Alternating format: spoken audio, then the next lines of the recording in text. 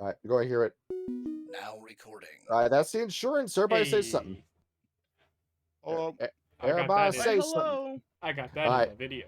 We can just And now is Ryan recording. yes, I recorded when you said 3, 2, 1. All right, we are talking about Axis Mundi today. It probably took us way too long to actually get to this book, but now we're here. This is one of the most important books in all of Werewolf, and it's one that I was going to ask. and it's kind of alarming that not that many people know it exists. Well, it actually is a very important book to actually learn on. Yeah, I've heard about it here and there. Yeah, Because I originally thought it was about the Umbra, but no, it's more about the spirits as a whole. Yeah, you have an Umbra book, and it's written to be the most confusing thing you've ever seen in your life. And we've got with us today, we've got myself, we've got Ryan, we've got Dan with us again, and then we got Shani, who's returned to our channel for our third time. Hello, everyone. I keep track of this kind of stuff. So, what would you say is the most important auspice in all of Werewolf the Apocalypse? The Urge. The Urge? I would say Theurge, yeah. Well, Ryan, why do you think about that, Ryan? I haven't played one, but I would say Galliard. You forgetting renown, yeah, but not that many storytellers really treat renown as seriously as they really ought to. But for a long-term game, you always need a Galliard, but every single party of Werewolf the Apocalypse needs at least one person playing a Theurge. No matter what the game is, no matter how long you're playing it, at least one person needs to be the Theurge. And it's because Theurge covers so many freaking jobs. It's your healer, it's your spellcaster, and more importantly, it's the person negotiating with spirits to get you your equipment and your powers. You cannot have a functioning party without a Theurge in it. Remember, storytellers out there, target the Theurge. Target the Theurge. That's what I've been doing in our Ridge Cross Russia game. How many times have you gone down in combat? Too fucking many. Gotta have a Theurge or at least an Octana if you can't get one. Octana. That is a very fun. I am immensely disappointed. I haven't seen one person in this server play an Octana yet. That includes me, by the way. I was thinking about playing an Octana and then I changed. On that note, I've been thinking about if I ever make an Utana character, they'd be a Maori. Yeah, because there's so many cultures you can cover with the Octana, because they're not just South American; they're everybody who isn't white. I was thinking about playing an Octana for Russia. An Octana Arun. I'd find that pretty cool. You create like your own version of Maui, but he's a werewolf. Yeah. And there he is. You find a giant fish hook and then you bound a spirit to it. There it is. Hopefully you have a better haircut. You have a better haircut, not running around with a man bun the entire game. And let's take a look at what we got. The spirits. How exactly is this supposed to work? But the Theurge, this is the most important role in all of Werewolf, but not that many people really want to go through the steps of playing the Theurge as it's meant to be played. This is typically, well, in my experience where I've run games for strangers, that they want to be the Theurge, but they're just interested in the healing part. They don't actually want to engage with the spirit negotiation, which is what Axis Mundi is all about. Fucking hard. So because John, I have a question. Yes. So when it comes to actually like knowing spirits, how exactly mechanically do they work? See. Mechanically, how do they work? Well, do you know what a dog looks like? I'm not sure where you're getting at. Or a bird, or the concept of being angry, or the concept of night, or just any sort of like concept or material thing, animal, plant, element. Some of them, I would probably know what they look like. Yes. But like inanimate or insubstantial objects, probably wouldn't be able to actually figure out like a physical form of what they look like. But you could use your imagination, maybe like make your own interpretations of it. So, and that's what the DM does. As long as it exists in a conceptual form, there is a spirit that represents it that is within the Umbra, the world that is parallel to ours, that's separated from the material plane through the gauntlet. So you're saying there's an oil spirit out there? There is. It's typically a bane. Or an elemental. Because the more synthetic the material, the more wormish or weavery it's going to be. Though whenever we talk about a spirit, it's usually a Gaian spirit that we're referring to. Because most things are of Gaia. And Gaia didn't necessarily come up with concepts and emotions. They still are technically of Gaia, so to speak. So then, hold on. What about spirits of the dead? Spirits of the dead, well, usually we call them ghosts, but you do have spirits of death where most of them are under. We'll talk about spirit broods in a minute. I'm getting a little ahead of myself with spirit broods. Most of them fall under Owl's purview, who's more like an animistic god of death, so to speak, amongst werewolf. But you do have like skeleton spirits. You do have like death spirits, like spirits that will go around like will kill things or are like representations of death. Though if you're looking for something like a murder spirit, like the concept of murder, the concept of malice, the concept of the desire to do murder, that's wormish in nature. Violence is more of a wormish idea than death itself. The book has a lot, like there's a lot of weird things you could find when it comes to spirits. Like the Umbra has denizens like of its own when you actually step sideways. It's not just like an empty place. Like you'll find people to actually It's like the people and the things and the NPCs they interact with are the spirits. It's not always empty. Yeah, in fact, you look at it's the actually way. In fact, it's actually even possible for Garou to actually mate and have children with a spirit. Yeah, you have that with the Wendigo, because the Wendigo and the Bacchantes with the Black Furies do that frequently. When you can't find a husband you can live with, the Black Furies will just call, I don't know, Bacchus up, for example, and Bacchus will just get the Black Fury pregnant, and then behold, you have a new Black Fury. But Simple as also, that. there should be some clarification as well that some Gaian spirits are, how do I say this, abstract in their paradigm decomposition. Yes, Like with worst examples stretching their rarity and origin to the point of obscurity. Raven, Sphinx. Yeah. Because if the creature doesn't really exist anymore, like Griffin, for example, they still have a spirit as long as people know what they looked like and believe that they existed at some point in time, they still exist. Where you have extinct animals, you have dinosaurs, you have mammoths in the Umbra, and it's the red talons that are, for the most part, keeping them alive. And you can make pacts with them, you can talk with them, and you can see a strange ecosystem where a dinosaur is right next to, say, what's something like pretty recent in evolution, a hippopotamus. You can see that, and there's an ecosystem based around it. You compare and contrast the two live plays we've got on the channel at the time. Kyle's Appalachia game, his Umbra is filled with spirits. He's got so many spirits. Whenever we step sideways, there's something in there waiting for us. But in my Ridge Cross Russia game, because of just how wormish and dangerous that region of Russia that we're running is, you very rarely run into a spirit that isn't hostile. So, and also just want to say that if any storyteller is kind of like intimidated by the idea that if everything has a spirit, that means every single object and thing and concept is always there at the exact same time when you step sideways. No, that's not the case.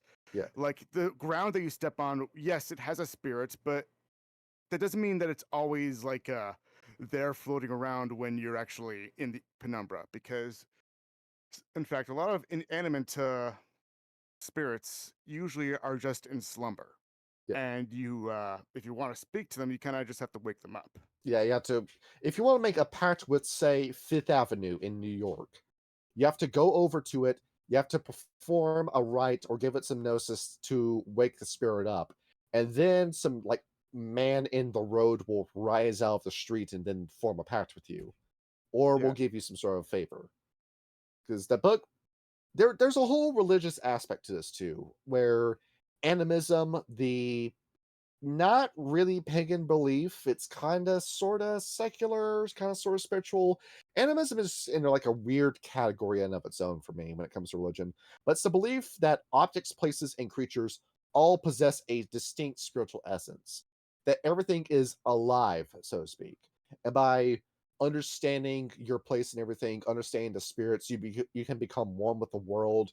I don't necessarily subscribe to this because this comes across to me as hippie shit, but some people take it seriously. And are you familiar with Shintoism?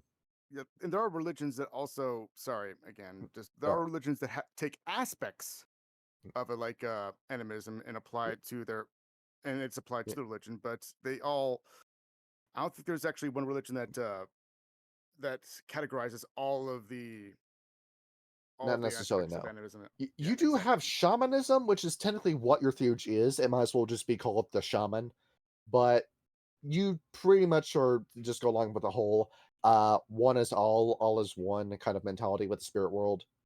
And if you're familiar with Werewolf the Forsaken, you know where we were going with that because that's all Werewolf the Forsaken had going for it. I'm not a fan of the game. Actually, interrupt you. You're going with Shunnanism? Yeah, like that. Yes. Okay. And like I was mentioning earlier, Shinto, and that this is the only real animistic religion I'm familiar with, and I have done reading on, where the belief is they have the kami, where if something's been around for 100 years, it gains a spirit, which is why you had that crazy picture of, I don't know, that Shinto priest who was blessing an F-16 fighter jet for the event it gains a spirit and the hope that spirit will be good. But you have that belief with Shintoism, where it's this very spiritualistic aspect to it that makes you respect the world around you, that you're not some being here that's made to take over the world. You're part of a system. You need to find your place within the system. Same with like religions like Buddhism, Jainism, Sikhism, and Hinduism have some aspects of animism, but not fully. And it ultimately boils down to a oneness with the natural world, which is the core religion of the Guru Nation, so to speak, with Gaia being their big god, so to speak. So, having said that, is it possible for something to actually have a soul, but not necessarily have a spirit? See, the soul and the spirit, it's kind of split, because when something that has a spirit dies, say a fox, it doesn't go to heaven. It goes back into the Umbra. It reincarnates back as another fox. If something has a soul like humans, and that's all I can really think of, it goes into an afterlife, hopefully. Or it gets stuck and becomes a wraith and then goes into Shadowlands. Or, I don't know, maybe it gets sucked up by the worm and is damned to an eternity in hell in the Yama King's hells, or Malpheus. But depending on what they here's the thing, did. though. A spirit also has a soul. Yeah, right. Because you have the ancestor spirits, where in a paradoxical sense with the werewolves, the changing breeds, and the fairies, you possess both. Where, say, a vampire embraces you, you lose that spirit side of you, but your soul becomes corrupted with the curse of Cain. And therefore, you become a vampire, and then the rules of vampire apply to you. Have we lost anybody yet? Yeah, same with the abominations with werewolf, where the minute a werewolf enters the embrace, once they lose their gnosis temporary, they can never get it back, and thus lose their spirits and end up becoming these mindless beasts. It's a very, very complicated process, so to speak. Like, if you're familiar with Mage the Ascension, this is probably child's play to you, considering how abstract Mage is as a game. If you played a Dream Speaker, you already know where we're going with this. Hypothetically, yes, you could turn into a vampire, and your soul can get reincarnated, right? Yes. So it'd be two instances of you being alive. Yes. Well, actually, but here's the thing: like, vampires have a soul, but they don't have a spirit because their soul is basically contained within their heart, and it's made up of all like of your blood. Yeah. Yes. And yeah, so you can't really incarnate without the soul, right? Right. I thought that was with the spirit. Well, right. Because you lose that spiritual aspect of you. Yeah, you lose a spiritual aspect of you, but I don't think you can reincarnate without both the soul and the spirit. Because we have that with Clan Seed. Oh, okay, I see. Yeah, if you're human, you need both. Where you have Clan Seed, who are the changelings that get embraced into Clan Sombra, and lose the cantrips and arts in favor for disciplines, which is how that works. So it's a very esoteric kind of process. I think we covered all of it. I think. And but there are some source books that also were not given the proper editors and writers that contradict like the proper mechanics of how it actually should work. As per usual with every White Wolf property. I really wish you guys stayed on the same page. And no, a Wraith from Wraith the Oblivion is nowhere near the same as a Spirit from Axis Mundi. Where a Wraith, if you're to try to make a fetish with a Wraith, that is not possible. They have to use something like Inhabit to enter an object. The Wraith needs to know Inhabit for that to happen, or you have a Giovanni or some other Necromancer that forcibly puts them into that object. But you do not necessarily get the same kind of benefits or bonuses of a fetish when a Wraith is using Inhabit. The Wraith controls the object when they're inhabiting it. They don't really have any sort of symbiotic relationship with anybody that they're working with. That's why when I was doing that with our Rich Cross Russia game, we had the Soviet soldier who was inhabiting the gun, where he was combining that with outrage and he was making the shots more powerful, but the werewolf itself didn't have control over that, so to speak. So John, I have a question. Yes. So what is, like, name a spirit, any spirit, like any Gaian spirit. Now, like, a Gaian spirit specifically. Like just name any animal spirit. See, any animal spirit? Let's go with a cat. Okay, so John, what's the difference between a cat spirit and cat the spirit? See, a cat spirit, you have the difference between gafflings and jaglings, so to speak, where they categorize the two. A gaffling is the same kind of spirit that has the intelligence as an animal. It doesn't have any complex thoughts. You can't really converse with it. It understands very basic commands and concepts. It knows what's safe and what's dangerous, and that's it. You can't really converse with it. While a jagling is more like a representation of cat the spirit as a concept. It's their incarnations where cat the spirit exists in multiple bodies at one time, in multiple spaces. And this is a spirit that can think of complex ideas. You can converse with it. It can form its own motivations and its own goals. But you were saying something? There are gafflings that can be part of broods, though. Right. Gafflings and jaglings, where you have the big totems like Fenrir and Suzaku, who have entire families of spirits that fall under their protection, which is where we might as well bring up spirit broods. Yeah. But those are Incarna, though. Yeah, you have the Incarna spirits. Where but then you have like spirits like owl or like rats that are Incarna. Yes. And then they have jaglings beneath them. Yeah, we're just so to continue this conversation, let me bring up the spirit brood idea first. So some of every tribe, all 13 of the tribes have their own broods, to where the big tribal totems, the Incarna, like Fenrir and Suzaku, created families of spirits. You work with me, I give you my protection, I give you my favor. I ensure your existence as long as you work with me, is what ultimately boils down to cut out some of the fluff text. And thus you have a family, aka the brood. But within those broods too, say you have Rat, who is the totem of the Bonars and also the patron of the Ratkin. You have Rat Spirit Incarna and Rat Spirit Jaglings. If it's a Jagling rat, it's a rat that's separate from rats that can form its own ideas. While an Incarna of rat is an avatar, so to speak, of the big rat, rat god or mother rat, because rat's technically two people, who has the will and the words of the big rat instead of its own motivations, so to speak. To look at it in a different way, is anybody here a programmer?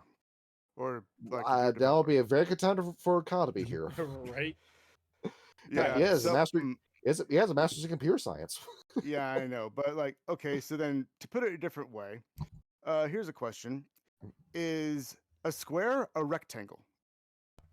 It a square is a rectangle, but not all rectangles are squares. Yeah, exactly. So so to put it in that sense, if rectangle was an Incarna, yes, then a square would be the Jaggling. Yes. And it's what they inherit. It's the Jagglings inherit most of what they have through like an aggregated relationship with the with the with the spirit it associates with. Yes. And Earthblood tried elaborating on that. I don't think it did it very well, but at least the idea was there.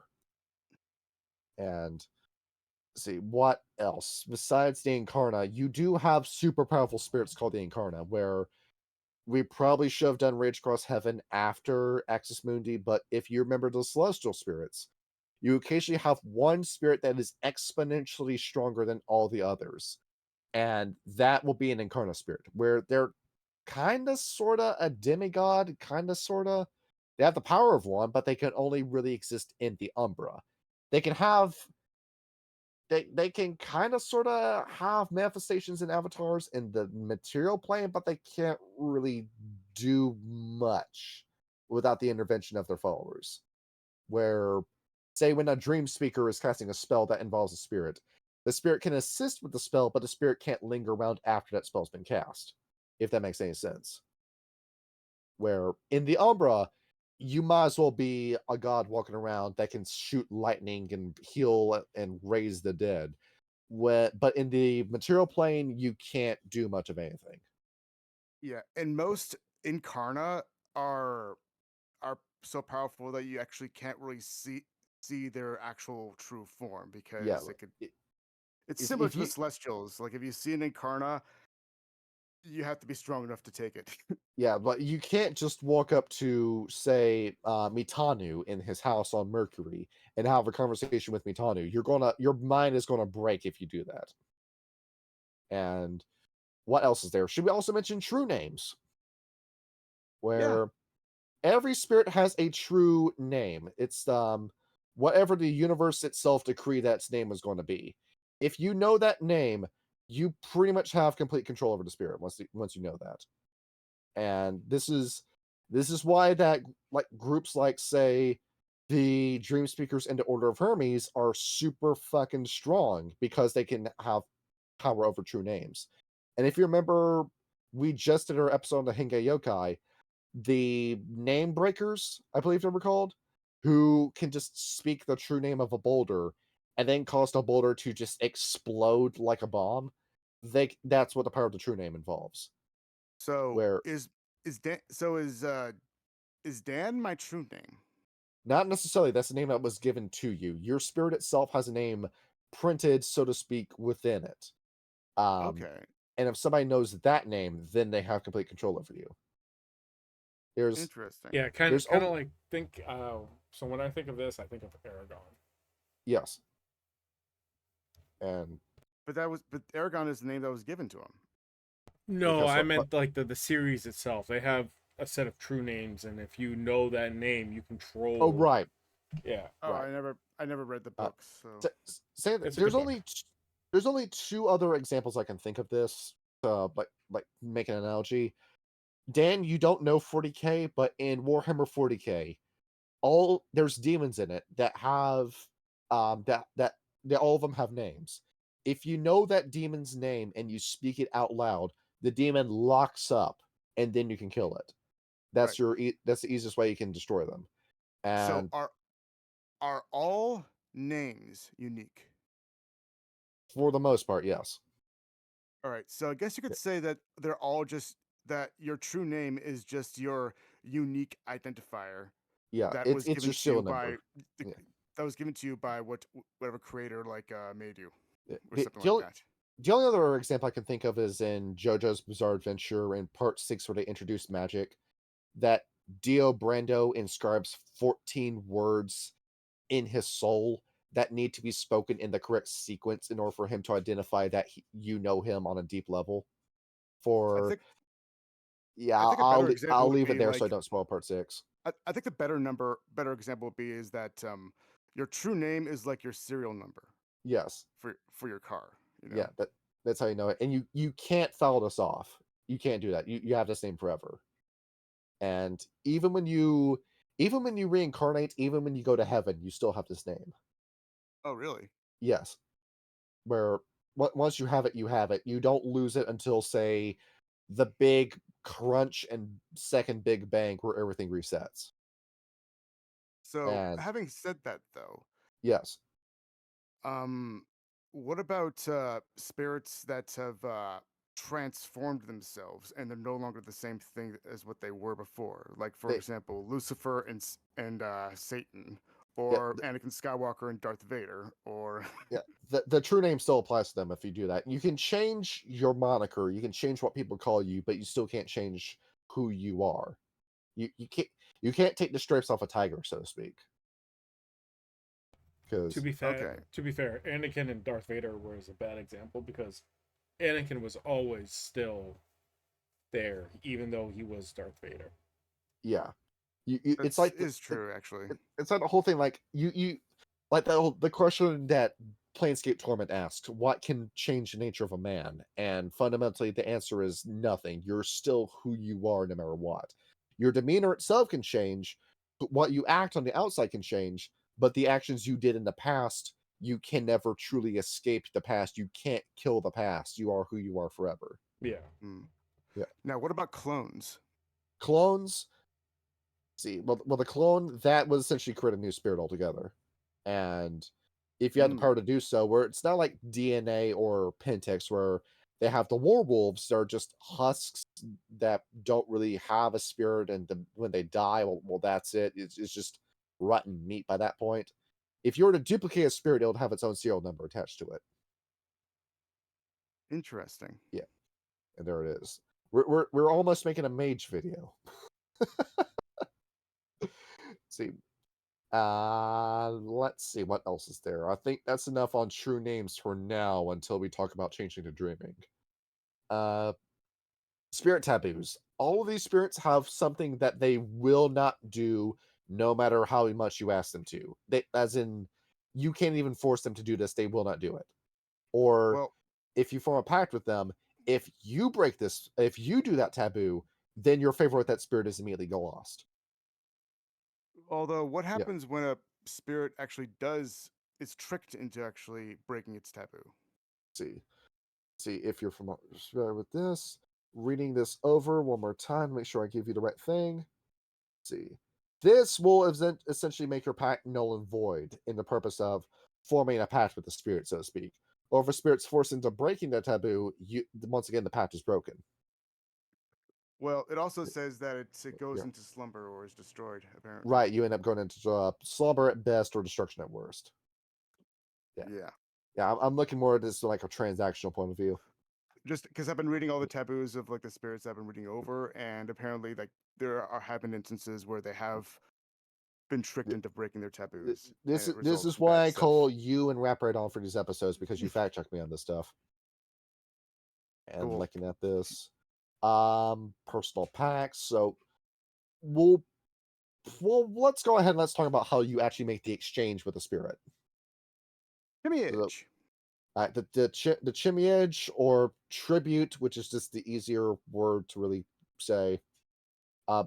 Each one of these spirits will have a specific thing that they like. They want, whenever you're making a deal with them, you always want to have this specific thing with you. A very easy way to make a pact is just, I don't know, give over one of your points of rage, your willpower, or your gnosis, and then bam, that's the very easy mechanical sense to do it.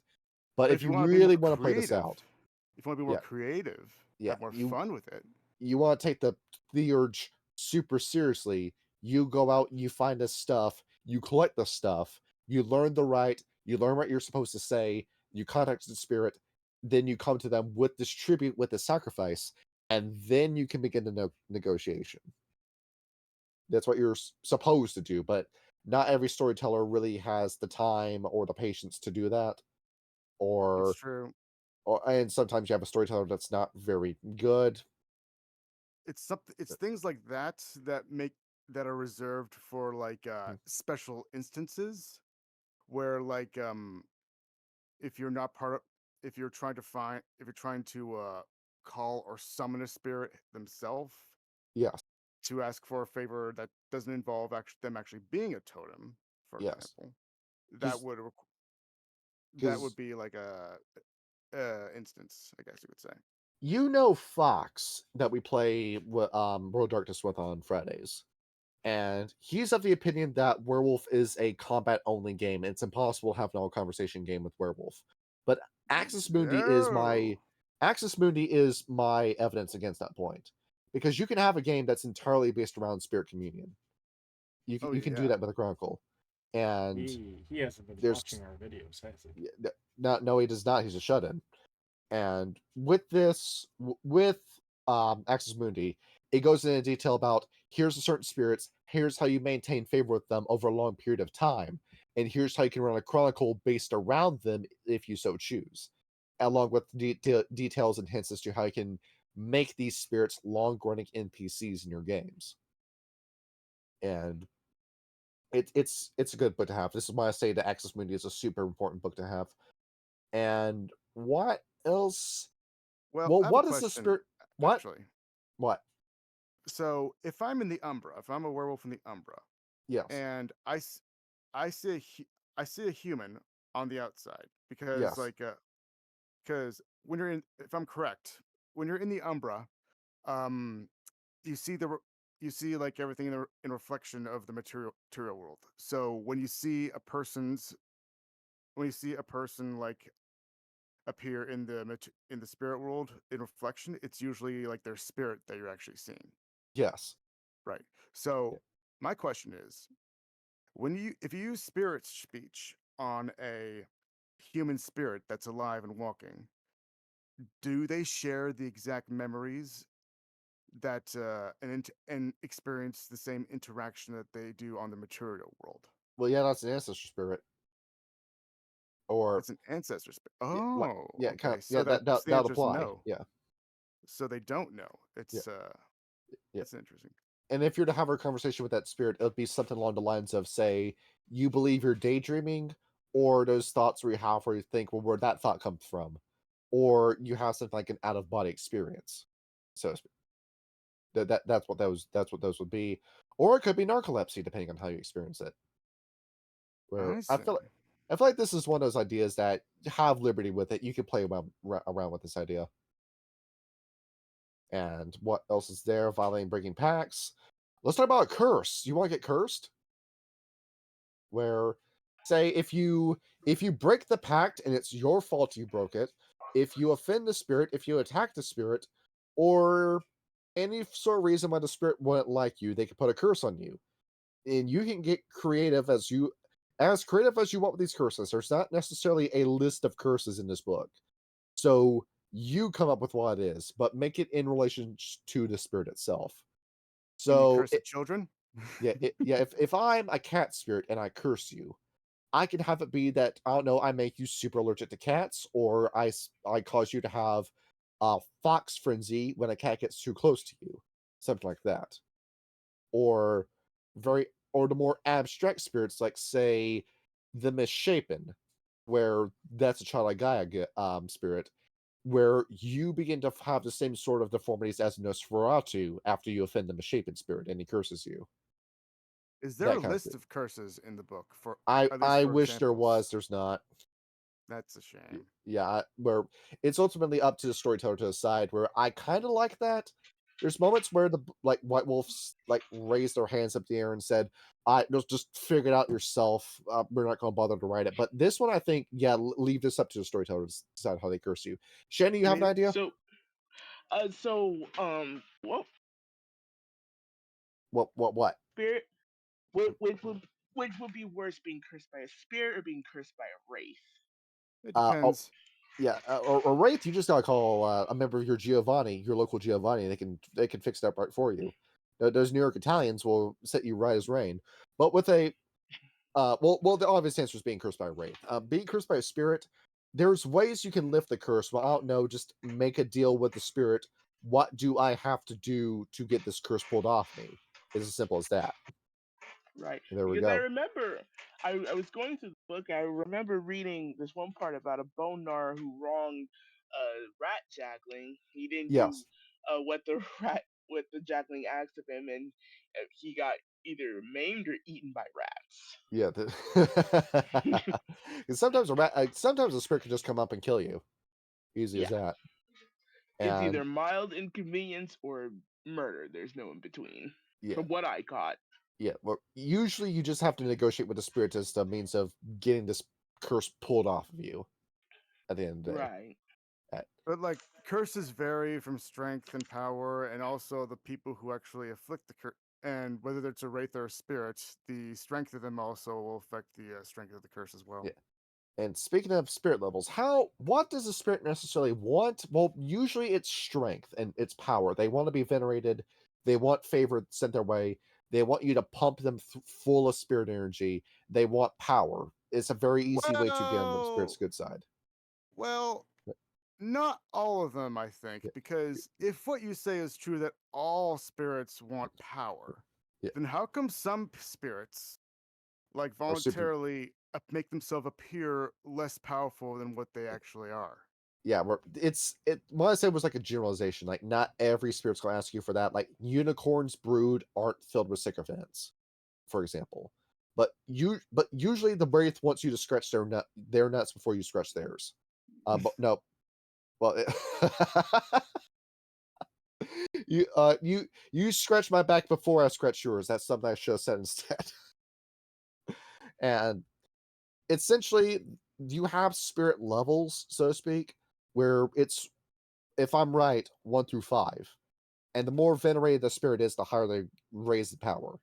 And if you help a spirit grow in strength, they'll be more likely to help you, so to speak. Dan, you got an idea? No, not well. What kind of power is made up of the spirit? So you have level 1 through 5 gifts and 1 through 5 rights, and then like different roles in your gnosis. It basically, it's them gamifying the spirit in layman's terms. Right, and so every spirit, if you want to involve them in say combat or interactions, what's great about the system is that a spirit only has 4 stats. Right. Where it's like power and rage, gnosis, willpower. Exactly. Yeah, and that's it.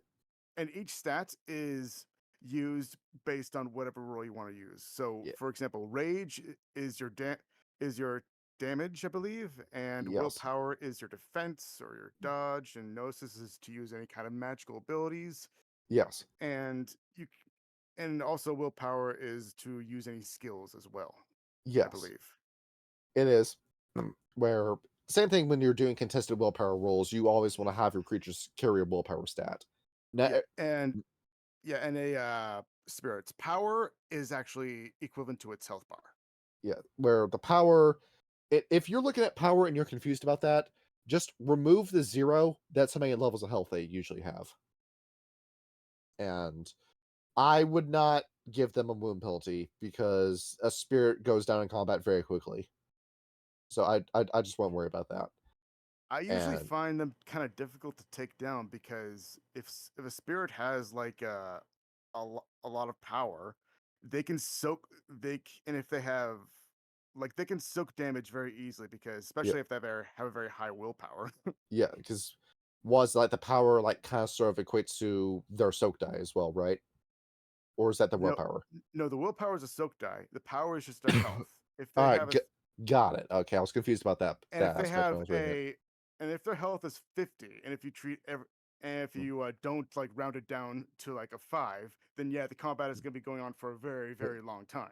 Because when you fight Black Unicorn, that fight goes on for a while. A whole long while. Or Nexus Crawler. Yeah. I wonder what Spirit Giant's going to talk about later. And are we forgetting it? What do you get as a theurge out of talking to a spirit? Well, usually it's whenever you're talking to them, it's getting a gift, getting a right, a fetish, or a talon. Where a talon being a fetish that's super strong, but you can only use it the one time, necessarily. And sometimes you get some wisdom involved, and maybe some renown. Yeah, renown. If the spirit likes you, they'll give you temporary renown, glory, or honor. Or maybe you can ask one to restore your gnosis or heal you, and then they fly away afterwards. Sometimes they can give you information about certain things that you need. Or, I don't know, maybe some sort of abstract form of currency that only ever works in the Umbra, because you have geomids in the Umbra who will take money. And sometimes you'll want nothing in return. You just want to have a conversation. This is what I really do like about the Theurge, and what the kind of stuff you can do in Werewolf, because I know Archie's going to be very happy when we mention this. Are you familiar with Persona? The video games? You're not, are you? I know of them. All right, so Dan and Ryan, in the 5th game and then the 1st and 2nd, you had demon negotiations where you can go up, instead of attacking your enemy, you can talk with them. They would ask you questions. Depending on how you answer those questions would depend on whether or not that demon was it liked you, it was scared of you, you upset it, or you angered it, depending on what you said, and how those negotiations ended. It could depend on whether or not that demon gives you an item, money, heals you, or it joins your party, so to speak. I think you're the only one who's played the game Persona. Yep. Persona 5, you want to pull up the sales data on this? We want to pull up the sales. We'll pull up the Steam charts right now. We'll do it. It still doesn't change the fact that we haven't played it. Nah, I haven't played it. I would honestly say play Shin Megami Tensei 5. That game is better. See. But essentially it's like, if you want a very clear-cut idea as to what you're supposed to be doing as a Theurge, look at the Persona games, look at the Shin Megami Tensei games. That is almost perfect as what to do with the Theurge. And there's almost like a Pokemon like Safari Zone kind of aspect of it too, where it's not as simple as like keep throwing mud and food at a Pokemon spirit and then eventually it'll join your side or anything like that. I mean, if you if you let them go afterwards, sure, but I mean, there are several spirits that do not want to be put into a fetish. Yeah, because the spirits are a little stupid and thinking that they're going to be inside of a fetish forever. If you want to make a fetish with a spirit, it is going to take a lot of convincing for that to happen, because they think they're going to be inside that forever. And having said that, though, the lowest, the weakest spirit, on the spirit food chain, is an Effling. Yes. And Efflings are not only can you easily capture an Effling, but yes, you can also devour and eat Efflings and regain Gnosis. Yes. And if anyone thinks that this is a kind of an evil act, it's not. They're actually, that's like, an Effling is actually meant to be eaten and devoured. It's what their purpose is for. It's what Gaia wants, similar to how prey was meant to be hunted by the predator. Yes. It's the sustenance of the spirit world. Yes. And it's very easy to go in, because spirits will eat each other, and then that spirit energy goes out, and then eventually you get another spirit in, where you have your own food chain and ecosystem in the Umbra as well. An apple spirit would be an Effling, for example. Shinny has an idea? Yeah, I was just thinking about Theurges as a whole. But yeah, crap, kind of blowing your mind, huh? Yeah. So would all the Theurges of all the tribes learn how to talk to all the spirits? Say, for example, a Glasswalker Theurge, where they only learned how to talk to money spirits, glass spirits, because they wouldn't have much use for animal spirits, would they? You usually want to stay in your lane with some of them too, because the Glasswalker will have a whale of a time talking to a machine spirit, but then you put them in nature like you do with any Glasswalker, and they're going to have no idea what they're doing. Same with, say, a ephemeral spirit, where if you're talking to a spirit of war, they're going to love it. But the minute you get them in, say, Unicorn's Brood, and they have to talk to a Murray, they're going to have no idea what they're doing. I mean, they put it this way: are you going to talk to? Do you talk to every single person on the face of the earth? Yeah. No. It's that thing exactly. like different strokes, different folks. And same thing with your tribal culture, where some theurges just won't know how to talk to certain spirits. Now, you do have the general sense with Gaian spirits or elemental spirits, where if your theurge is learning, if you have like points in mentor, they know how to talk to those kind of spirits, where they know what to say to a cat spirit, or how to approach a geomid in the city, or anything basic like that. When you're not really going to know how to talk to many spirits outside your tribe spirit brood. Which begs me a question: is it possible to talk to an ancestor spirit if that ancestor spirit never spoke your language? If you have spirit speech, you're fine, because that's the universal tongue among spirits. But okay, if you're going over and you want to learn Master of Fire, and you're a Science Strider, and you're instead of Fiana Cairn, that conversation might be a little bit strange, considering that the ancestor isn't necessarily your ancestor. And it's bizarre like that. So, can I please talk to your dead uncle and have him teach me how to not die of being burnt to death? I mean, the Octena have a gift for that. Yeah, because the Octena are geniuses. They know what to invest in. I'm talking about the power ceiling on Octena.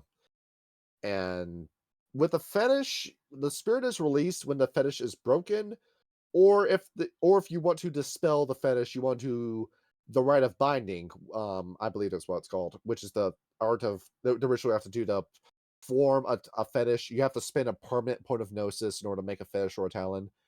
And when you can also do that right in reverse, where you can release the spirit and then send them back into the Umbra. And also, to put it another way, technically, not all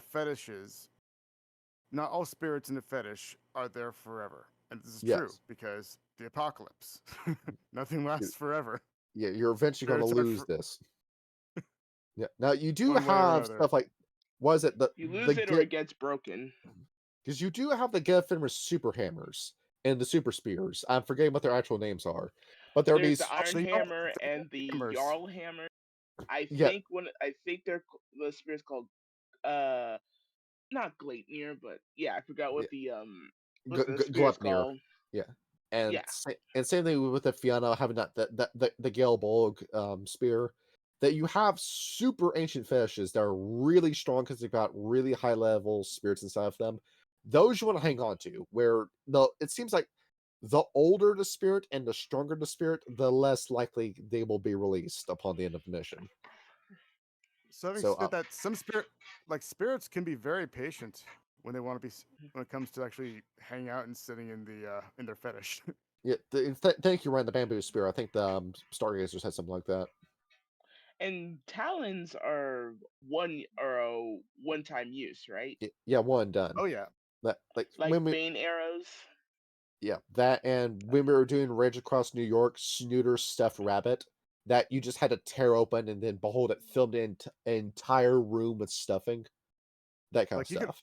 You could argue that because they're so temporary, it's much easier to actually convince a high-powered spirit to be bounded to a talon than it is to a fetish.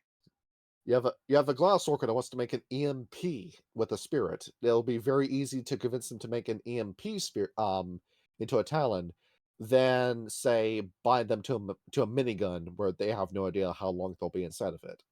So if you want to get an aspect of, say, Helios, or like a gaffling of Helios into say an EMP, yeah, that would be great. The sun bomb. A sun bomb. Nope, that'll be fantastic. That's a good way to end the game. And what's another fun idea with some of these spirits? They'll usually ask for like really high quality stuff to be bound into. You have some spirits that will ask.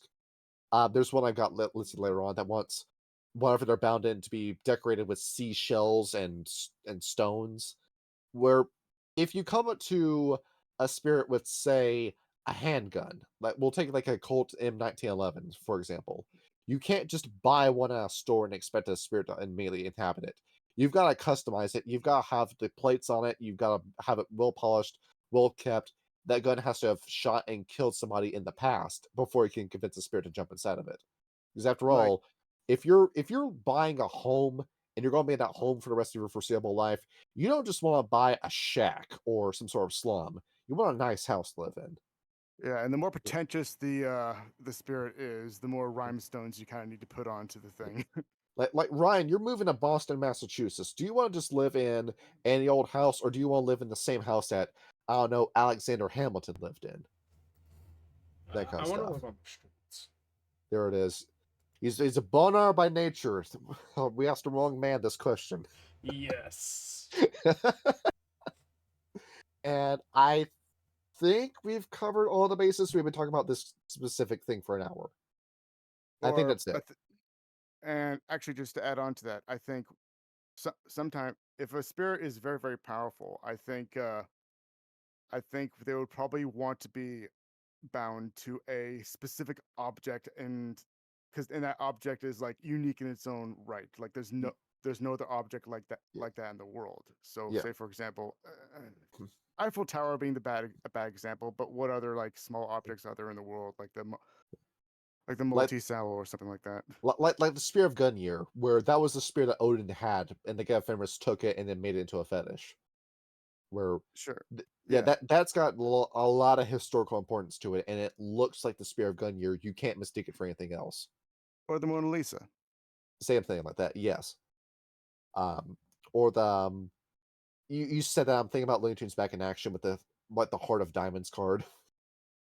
If you an average poker deck, a spirit want to be bound to, but if you have like a very unique print card deck, then you can convince the spirit to be bound to it. So actually, there's another question though. So if there's a spirit in everything, then what happens? So a fetish would actually technically always contain two spirits, because an object, there's always the spirit of an object, and then the extra spirit that you bound into that object. Well, there you go. Yeah, I suppose that's right. Yeah. So, so I guess that would explain fetishes that have been around for a long time. Yes. Because they've never been bored. They always have somebody to talk to. Yeah, and that was that like the whole like the Shinto, if an object's been around for 100 years, it gets a spirit. So there you go. Yep.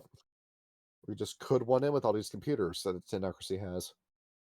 There it is. Well, that was one of my favorite things about the Glasswalkers, like hearing them like talk to Pentex's computers, and they convince them to wipe their entire company files. I mean, and Kyle says the Glasswalkers are up to no good. Yeah. I would think that would be a very difficult thing to do, because you're not just talking to the computer. Hold on, you have to talk to the graphics card. Yeah. You have to talk to Shodan, their big company AI. You have to talk to the. I guess you could call those of the computer corrupted hard drives. You could. Yeah, imagine what it's like to defragment that disk. It's going to take a while. And now we can go into the actual catalog. The rest of Axis Mundi is this gigantic catalog of spirits. We will not be covering the entirety of this book. We're just going to talk about the ones that we thought were the most interesting. Oh, is it going to be a part 2? Yeah. Can we do a part 2? A part 2 where we're just listing off spirits. Yeah. Well, there's at least one of the ancestor spirits I wanted to mention that I found really cool. See, because I think with that, that'll be something more like a shorter video to do in our spare time than a dedicated podcast. It's still fine. If it's a shorter video, we can do. Or if I get super bored and have no ideas, we can do a Nexus Mundi part 2 where we're just going over individual spirits or making up our own. Or I think that'll just be a little bit more fun, like making up our own spirits and how would you appease them. You know what? I'm cool with that too. Yeah. But we have like, Kyle can't do every episode in November and December. That might be something to do during that time. Okay. All right. And Shani, do you want to start with the spirit idea? The ones I found interesting? Yes. Well, you said we didn't have time, so well, there are two that I found interesting, but for time, I'll talk about. Well, I'll mention two of them. I'll mention the two, but one I wanted to go into more depth to. There's Ragnar, Red Axe of the Get of Fenris, Oh yeah, and the inner jar. yeah, and Tukcha of the Wendigo. See, I found those the most interesting. Red X's story is super interesting. I really do like that story. But go ahead and share it. Go ahead. Well, yeah. So basically, yeah, he even. Gosh, there was a lot of stuff. Hold on, because he was a good feminist that told with the Wendigo. Oh yeah, yeah. Like their stories kind of intertwine, even though they don't like each other. Like Justice. So basically, he was framed for murder. He went over to America, but a pack followed him, and he fought them ultimately to his death, until Chukta eventually finds him. He found him, instructed him to carve rooms above him. Here lies unjustly Ragnar Red Axe. He exchanged blood with Chukta and eventually Paris. And apparently Chukta was after exchanging blood with him, Chukta was able to understand the speech of birds and beasts. Yes, because he's got his buddy looking over. I'm looking over him now. The whole what? I know, like the Get of Fenris and the Wendigo ultimately don't like each other, but I feel that they're ultimately entwined because of this story and because of Ymir's sweat. Because I do really do like the complicated relationship between the Get of Fenris and the Wendigo, where they don't like each other, but they give credit where it's due. Because after all, what I'd say mostly like to me the relationship I see is that the Wendigo they just fucking hate everybody, but especially the Get of Fenris, whereas the Get of Fenris is looking at the Wendigo and they're just like, oh, finally a tribe that's actually fucking warriors. Because that's the only faction in the entirety of the World of Darkness that has fought a war with the Get of Fenris and fought to a draw. That is the only faction. Like the Black Furies, yeah, you have your victory with the Sept of Bygone Visions, but if you went to war with the Get of Fenris, you will have lost. That's it. Because you can only do war of attrition for so long, and that they have Raven, and they share they share at least two gifts, which is resist pain and what was it called? Where you bite them and the bite gets frostbitten. I know what you have. I know what that is. Crap, I don't remember the name of it either. It was like ice claws. I can pull it up, but we don't really have time. It's like frostbite, I don't know, but whatever, something. It's the way that the Get of Fenris and the Wendigo look at each other. It's the same way I'll look at some coworkers, where I work with some guys that are just out and out assholes, and it's just who they are by nature. But I can't bring myself to hate them because they have good work ethics. They're on the floor, they're getting sales, they're doing resets. I can't bring myself to dislike you because you're in there with me getting the job done. And I don't like you, but I respect you. Yeah, I can't bring myself to say anything bad about you because you do what you're supposed to do. And what else is here? Now on the subject of Fenrir, in his brood, Ryan, if you looked at the pages, the first one I sent you has a spirit on it called the Cert or the Surter, and we have to talk about these guys. We have to. When Rap Red messaged me and was asking, can I put a camp in your 3.5 project? And I said yes. We workshopped on it together, and the Song of Swarog was based around this idea of the Surter. What they are, they are these. Now they don't look that dangerous.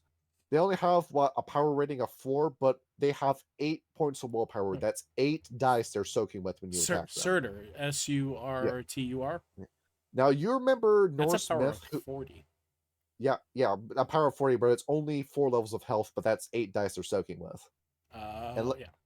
That also 10 rage, dude. Yeah. How many turns can you go off in one move? Oh, a lot. Not to mention the 8 willpower as well. Yeah, and you look at that, do you have all these spirits have air sense. That's not really that unique, but blast flame, create fire, materialize where they can make weapons out of fire, and open moonbridge. Yeah. That's a really good set of gifts. Oh yeah. Yeah, just really good. And on top of that, they teach you different like fire and war gifts. These are 30-foot tall men that are on fire all the time. That is just such a sick image in of itself. Now, Ryan, you like Norse mythology, right? Yeah, I now who doesn't? Now who is Surtur supposed to be in Norse myth? The fire giant in Muspelheim. Yeah. And he comes in and ends the world, and that's how the poem of Ragnarok ends. Where he's supposed to be killed, but he's supposed to kill Frey. Yeah, Frey. Yes. Yeah. He's supposed to kill the universe, dude. Like with his mighty flaming sword, and then he shows up at the end. He shows up at the end of the Thor movie, and he fights Hulk. True. And we never get to see. That's not the true myth, though. But I mean, that does happen. We never get to see that fight conclude. Never do get to see that. That's the most upsetting part of that movie. It's because Surtur wasn't a bad guy. Hey, I just destroyed the universe. Don't hate. And because of him, the Get Fenris has no, not the Get. That's a Hamid gift. Never mind. Yeah, they have. Well, it's a good thing for them. Stride. It's a good thing for them to know Master of Fire to begin with. That's just a good gift to have in general. But yeah, what these dudes basically do is that they hang around your cairn, and you want to pick a fight with them? All right, let's fight. They'll come over, they'll like pull this gigantic sword of fire out of their chest, and then they'll fight you with it. And it's fantastic training for fighting Fomori. And just just how awesome this idea sounds makes them one of my favorite spirits. It makes me want to run a game in Scandinavia where you encounter one of these, and that just for the sake of having one in the game, because I'm all about the moments. I like having the big moments, and your encounter with a cert, that's going to be a big memorable moment in your chronicle, no matter what you're doing. Absolutely. And now, what are you Modern Marth music? Now, what are you supposed to do to get their to appease them? Well, what they correspond to, fire, stuff on fire. You want to set something on fire. You want to create a massive Halloween bonfire. Well, that's how you get their attention. And their taboos. Forest fire. Or you can set the forest on fire, and they'll be moving around in the forest fire.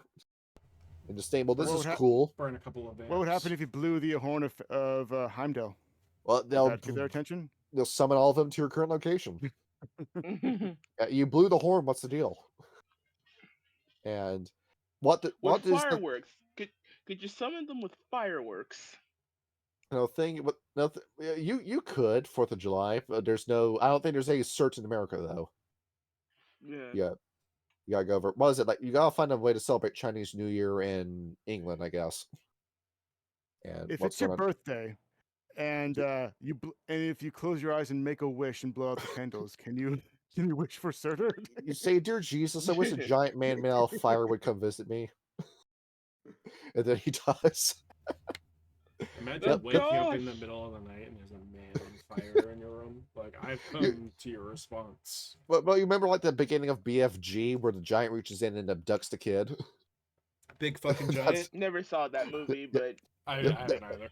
Imagine that's how your chronicle starts. You get forcibly pulled into the Umbra, and then one of those picks you up, and then you have your first change. That's how you assuming you don't burn to. Assuming you don't burn to death because you didn't get Master of Fire yet. It's a good burn. Don't worry about it. Now, the taboo behind them, they will not turn down a challenge. If you challenge a search to a competition, they must accept. It's part of their honor. If you say, "Oh, you're a coward" or "you're chicken shit," a Surtur will take that personally and will take you up on whatever challenge you challenge them to. Yeah, they have to assert their dominance. But if you do beat them, they take it gracefully. There's no sore losers amongst the fire giants. And These guys are like such chads. I really do love the Cert. And like the what's their tribute? Why exactly do you need a sacrifice to them? Well, it's more that they will work with you if you're of a certain moral fortitude. They want somebody who's courageous. They want somebody who's honorable. If you're one of those two things, they do a little charisma check on you. Then they'll help you out. Of course, they would also like something that you set on fire, but it's very easy to gain the favor of a cert if you're a good person. So, you go ahead. You got what? No, I was just gonna on that. Just adding on to what you said. I wasn't trying to interrupt you. But going off of their attitude, says they're friendly to the Get Offenders and all other warlike tribes. So maybe they could get along with the Black Furies, but I'm pretty sure they'd hate the Wendigo would hate them. And the children of the Gaia and the Glasswalkers and the Stargazers, they would kick to the curb. Oh yeah. Yeah, just get out of here, you chicken shit bastards. So the Get definitely Black Furies and Fiana maybe, since they're technically warlike. And let's talk about the other spirits on top of that. Let's talk about the other big men. Yes. I like myself a big man. Let's talk about the other big man. Let's talk about the Aegir. The water giant. Aegir? Yeah, no. Aegir. A gear. Here? Yeah. Aegir? Okay. Aegir. Or Aegir. Who is a god of the sea in Norse mythology? He was. He's this big man that's going to swap you out of the sea like a fly. And didn't he marry like an ice giant lady? Yes. Well, that's Snow Queen. That's a totem. As atonement, I think for. Yeah, for Loki being a dick. Yeah. Oh no, no, her husband was another sea god. I was about to say Scotty for a minute. No, I was wrong about that. Yeah. Yeah, it's Scotty that he mentioned. Oh, it is Scotty. Okay. Yeah. The thing with the Aegir, what? If you go ahead. If you want to cross the ocean and you're a Fenris, you invoke the will of the Aegir. You invoke them by name, and they will help you cross the ocean. And that's basically what you call them for. But if you want to fight them in water, well, go ahead, just go over to the ocean, invoke them, and then a big man will come out of the ocean and fight you. And like the Cert, I'm going to say these guys are also 30 feet tall. Possibly bigger given the size of the ocean. And once again, fighting a big man will be very fun to do as a Fenris. Oh, yeah. And see, now what's the material component? I remember something along the lines of like Aegir from Norse myth liking money or something like that. So I would use that too. But in the book, it's more burnt offerings. And then you want to put up that fire with purified water. And that's how you get their attention. How do you actually summon them, so to speak, though? But you want to go into the Umbra and you want to set up that fire next to the ocean. Ah. Yeah. You gotta be next to a really big body of water that's salt water in order to summon them. What about their taboos, though? Yeah. See, the taboos, they can't leave the ocean, so to speak. They can walk about, say, a mile away from the shore, and then that's as far as they go. Oh. So when you're attacking the Pentex Indron plant, they're good for the first assault, but then they're stuck. You want to start giving them big rocks to throw at the Indron plant after that. What if I have a bucket of seawater? A bucket of seawater, not good enough. You can't do the Cat Davy Jones thing, huh? It's not like Clan Zamichi with the jar of dirt. It's not like that. And I have a jar of dirt. The only downsides. The only thing with the Aegir is that they're very prickly. They're very moody. They're very easy to piss off, and they want to squash you after you piss them off. So, beware. And how their spirit correspondence was the same as a tribute. Okay, that's all there really is to know about the Aegir. I just like big men, so let's just talk about big man spirits. What about the Nords? The Nords? Well, we also have something similar to that with the Black Furies, where it's like the same but not quite. What separates them? Yeah. What separates them is that the Black Fury version is technically kind of sort of above this version. Oh, really? They're greater in power? Yeah, and also I just want to go like 2 per spirit brood so we can save up on some time. Oh, really? Oh, yeah, wish you should have told me that sooner. Don't be worried. I've shown them in the video. Let's see, and let's see. I sent you some pages. You don't necessarily need to show all the pages. I will send you a picture for this guy. Ton of pages. Yeah, the Axis Mundi is a big book, dude. It's big. I've got like 1, 2, 3, 4, 5, 6, 7. See, I gave myself 4 tribes to cover. Do you want to go over the Black Furies or the Children of Gaia first? I've got 19 tabs. Black Furies. Black Furies. All right, Black Furies. Let's go over. You want to talk about the Haima? Sure. You want to talk about the Haima? You want to talk about them? You want to talk about the period blood spirits? Is that? Well, when you word it like that, how could I say no? Because that's what they are. Let's see. We type in. Now let's go. Let's talk about how you summon them first. One of the ways you summon them is literally paint a picture with your period blood. I'm thinking about that one BuzzFeed video. There it is. What was it? Like somebody painted a picture of our former president with period blood. This is the stupidest thing you could have done with that. Oh. It makes sense. It's still kind of cringe. Yeah, there. See, so there it is. So yeah, Ryan. Let me just drop this off in the studio notes. Yeah, just go ahead and just put this picture up on the screen while we're talking about the Haima. See, you can talk about the. You can show this on screen. Don't worry. And what these would do, the Haima would go around and would find women that have been ostracized and disenfranchised from modern society back in the Dark Ages. And they still do it, but they're not as remembered. And what they would do is that they'd find these lonely women, and they can't necessarily talk, but they can share emotions with you. They can interface with you, form a psychic connection, and then send emotions your way. So they would quench your feelings of despair and start making you feel good by just being in the presence of one. And every time you would talk with a Haima, they would always leave behind a print on you. Typically, it would be on your hands, where your entire hand would be printed with blood, or a bloody handprint would be left on your clothes. But they were just these comforting spirits. Unfortunately, the witch hunts were going on at the same time, and people that were communing with the Haima became accused of being witches, and thus the people the Haima were trying to help ended up getting hunted. But don't fear about that, because the Black Furies came in, saved those women, and got some kinfolk out of it. So it all worked out in the end. But why exactly can you get out of a Haima? They teach healing gifts and low-level rites, and depending on how you treat one, the book didn't necessarily give an explanation for it, but it can help you see the future when you're talking to a Haima. It can show you the immediate future when you commune with one. And on top of that, this is a spirit that wants to be around people. You can have a Haima spirit follow you around in the Umbra, and it won't be weird, so to speak. Well, of course it's going to be weird. I mean, it's like a spirit made out of period blood that's following you around. It's kind of weird to say that this is your best friend, but you know, they love you. They're very comforting to be around.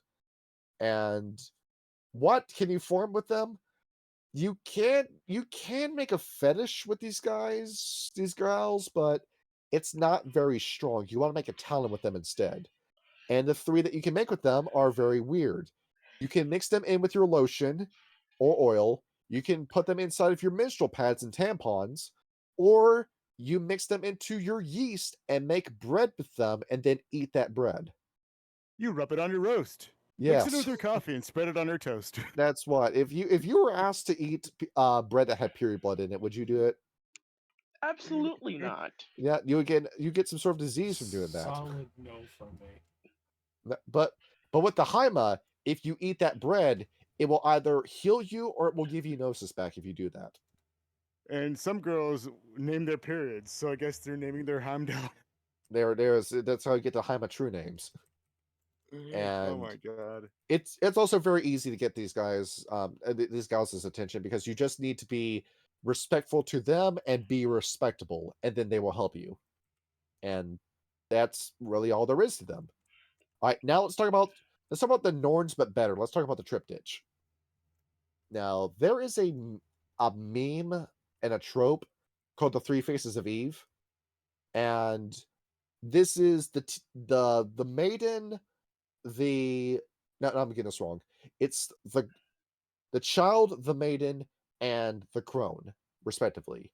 The 3 different stages every woman goes through in their lives, where you have your childhood and your teenage years, the age where you start looking for a husband or you're married and you're having kids, and then the crone when you're an old woman. It's basically the 3 stages of life. You have that with men, with the prince, the king, and the elder, but what about the college experimental stage? well, yeah, you have that, but essentially, these are 3 women that are every woman. It's like Barbie. Like Barbie's every woman, but not every woman is Barbie.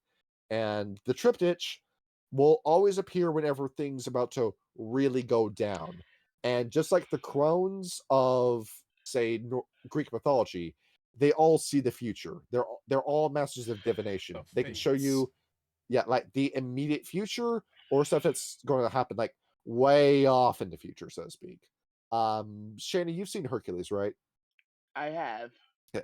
And you remember one of their names, Clotho, Lachesis, and Atropos. Yes. Yeah. Where I really like the Shin Megami Tensei iteration of them. Let me pull it up for you. Let me get you a visual representation. I don't know how much resolution this image is going to have, but we're going to send it to you, Ryan. This image here. Yeah, yeah. I like just how like kind of freaky they look too, with those outfits. Where like she who holds the spool, she who measures the thread, and she who cuts the thread. That's what these 3 are, and they appear differently to every woman. If you're somebody who's got Greek heritage in the Black Furies, they will appear as the 3 fates, as you would know them from Greek myth. If you're in Africa, they will appear as fuck, I'm forgetting the tribe. I think it's the Yoruba, where they have their own version of the 3 fates. Same thing if you're in like Geofenris territory and you have Geofenris heritage, you would see the 3 Norns instead. And same thing with like Japan and China, you would have like different versions of it. Whatever like memeified version of the 3 Faces of Eve you would see that depending on who you are and where you are. If you're not a woman and you're summoning them. And well, if you took the Dark Fate flaw, or if you put points in your background in Fate, you are going to have an encounter with these women at some point. You might not see them, but they will be around you. How do you invoke them? You gotta pray. You just have to pray to them. A woman who prays to these 3 will typically get an immediate answer. If you're a man, maybe not. Obviously. Yeah. And what else is there with the triptych? Let me read my notes. What if the man was like 6'5"? If he's a Sigma male, and made like 6 figures a year. Well, the Black Furies either love or hate that kind of man. I guess it's whatever Black Fury happens to be in your pack or in your vicinity. So some Black Furies like their man strong, some like them weak. It depends. Yep. And see here. And look at that picture. It looks like Lady Gaga. They kind of do with these gosh, designs. it does. With these like very, I love how exaggerated S&T designs get. Like as you Lady Gaga, Madonna, and I don't know who's like this generation is like Cardi B or something like that. Probably. No, I was thinking, what's that chick's name? Hot. She sings "Hot to Go." I was thinking of her. Oh, well, like SZA, or I don't know. We could also do. Not we could also do, but sure. We could also do Megan Thee Stallion. And now the cool thing with these 3, they can teach any gift. Any gift. They know them all, including stuff that the Black Furies typically wouldn't learn. They can teach them that. But the average gift level is somewhere around level 2. And one more thing, if you want to learn a gift or write from them, you have to make a sacrifice. This is not a human sacrifice, so to speak, but they will sometimes ask for a human heart, but the heart is from somebody who's already been dead for a while. You can also give them 3 drops of blood, Sing them a song or poem, your best one. A game that you play and win in their honor, a trinket of sentimental value, or the tears of your absolute despair. And that's how you get them. That's how you win them over. So there we go. I really do like this idea because the Three Faces of Eve is a trope that I really do like. And if you play a Black Fury, you automatically win me over. It's just the Black Fury. I have an idea for a Black Fury male metis, but I have no idea when I'm going to use them. And there we have them. Now, Dan, you've been looking over Falcon's Brood. Oh yeah. Give me your 3 favorite birds. All right. So, let me just pull up my notes here. Take a look at it. Take a look. The face. Let's see. All right. So first, I got a question. Yes. What is a gathering of birds called? A flock. A murder. Correct. Now, what is a gathering of every eagle, hawk, peregrine, vulture, kite, and every other species of falcons to ever exist, smothered together into a mighty storm? A super flock. That's called the talons of Horus. Oh, well, there we go. All right. Talons of Horus. Just looking at these guys. The talons of Horus are a maddening vortex of feathered wings, avian eyes, and flashing talons and beaks. The uncountable number of birds in the swarm always changes in flux. And those that actually stare long at the flock with their talons and wings and like weird constant changing for too long actually have to make a willpower save. Difficulty is 6, or they'll become disoriented, or they'll become disoriented from the amount of fluctuations that all the birds seem to be actually making, and they lose -2 on all mental rolls. There we go. I mean, so like a static blue haze in the umbral sky, enveloped by a crashing of thunder, it leaves natural storms of electricity elementals in its wake. It's fucking bonkers. It sounds like Falcon is stepping on the toes of Grandfather Thunder with that one. I mean, you could say that. That's why he's the alpha. Yeah, Falcon is a really Falcon is a really petty bastard in the end. So yeah, it makes sense. What are you talking about? Because according to the books, he is the first among the tribal totems. He is a totem of freedom, victory, and insight. I was the first Arrow Nation president.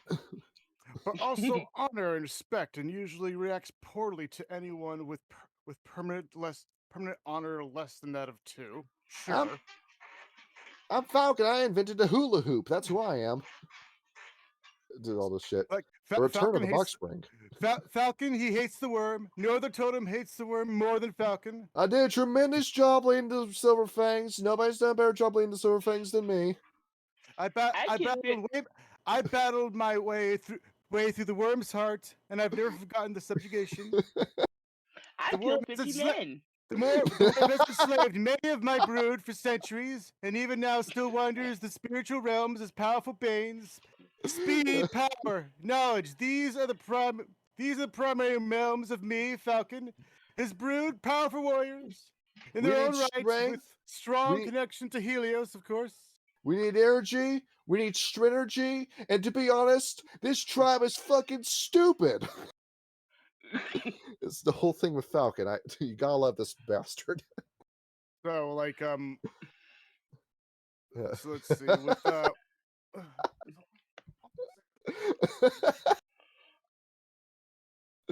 Alright, you got ideas, Shani?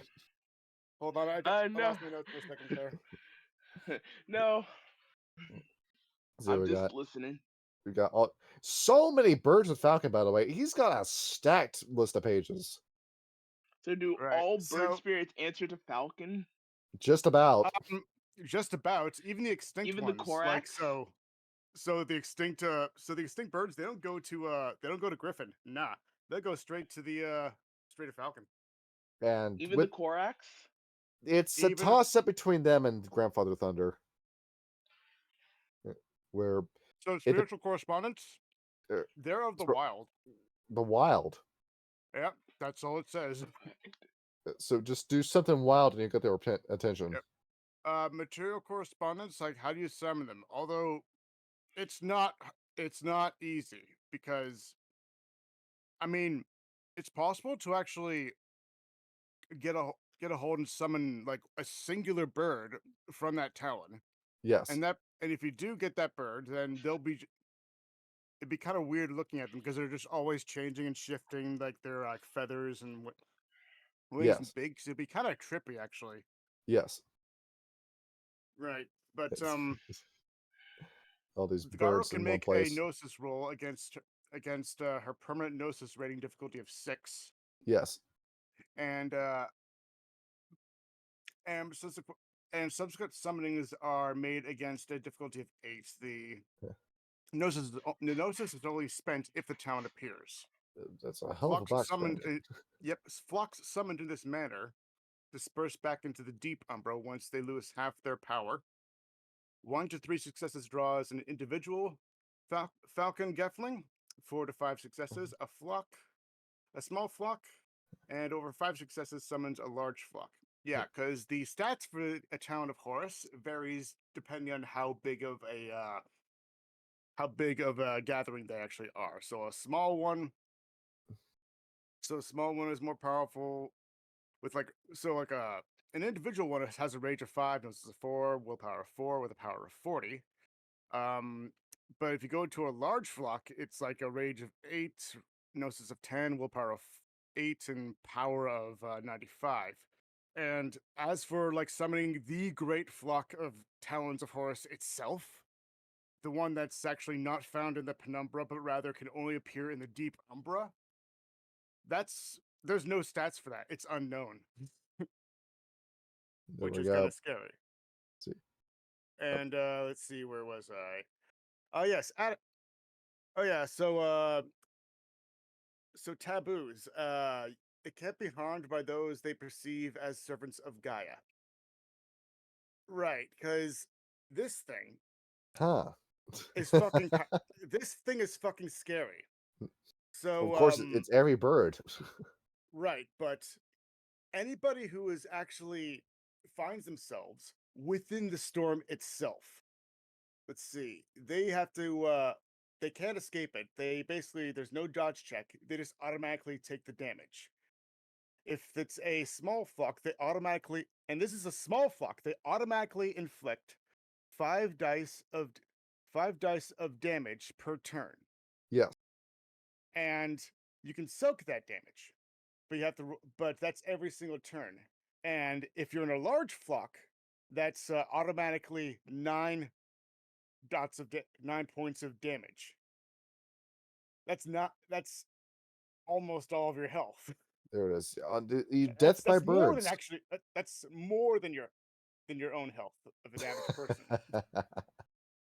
So it even says that a talon of hordes can easily they blend up Nexus crawlers like nothing. These guys aren't no joke. There it is. Just summon one of these guys and they'll solve your Nexus crawler issue for you. The funny thing is, you can even have one as a spirit familiar. There we go. All you have to do and it doesn't take much to actually give Chimage. It's just like give them some Gnosis or feed them some birdseed. I mean, and to get one as a familiar, you just have to make a basic check. I believe it's actually says here. It says right here. It says right here that the check involved is. Yeah, you have to have spirit speech and animal kin first off, but it's just a gnosis roll with the difficulty actually being your own gnosis permanent gnosis rating. Now, while we're on the subject of these birds, do you want to bring up the storm crows? That's that's when we get into Grandfather Thunder. Yeah. The other two from his brood aren't really as interesting, to be completely honest. Yeah, because you kind of peaked with the first one. Oh yeah. I mean, you have the children of Carnac, These spirits are strange and kind of hard to understand. They are like golden brown skinned people that take the form of either beautiful falcons or rooks. Never seen a rook in the World of Darkness before until now. Rooks are basically gigantic eagles that take up. They're almost as big as an airplane. Rock. Okay. They're called rooks, not rocks. It's a rock. It's a rook. Look up at the sky. It's a rock. No, it's a rook. It's a rock about the. Thanks for clearing that up because I was very confused. Time for my rock puns again. 2 million years ago, they were once the guardians of a sacred temple of Helios called the Temple of Carnac. Then one day, what's this called? A Nefendrius mage? An Afandi. An Afandi mage seized their souls and enslaved them using something called a hunger stone. But eventually they escaped their bonds and slew the mage and proclaimed never to be enslaved ever again. They still fiercely guard their temple today, but is just more laissez-faire in like the ways they actually do it. The children dedicate themselves now also battling the encroachments of the worm, and they are born warriors, and their assaults are methodically, strategical, and brilliant. Though their numbers have dwindled, they have not broken in attitude and all that such. They also have a unique variety of technology at their disposal. No, mostly solar powered. When we were talking about Retros Egypt, do you remember that there was a realm entirely dedicated to these guys? You remember that? No. In one of the 12 Umbra realms of Egypt, there's an entire cave system that used to belong to Carnac until the worm invaded, and it's filled with these guys. Yeah, I remember something like that. Yeah. Well, I would imagine that inside these caves are a wide variety of technology at their disposal, because they have weapons that they call them solar cannons, which are like these mirror-powered things that shoot beams of sun lasers. Mm-hmm. They also have electric guns and solar skies sail brigades, and they didn't make them themselves. Also, it was actually made by pattern spiders, and they just passed them down through the centuries. But they use them in a cavalier manner so as not to attract the attention of the spiders any further. So I guess it's kind of like Atlantis, the Lost Empire, or like it is. Yeah. All the alien technology they supposedly used to make the pyramids. Yeah. Then you have the Firebirds.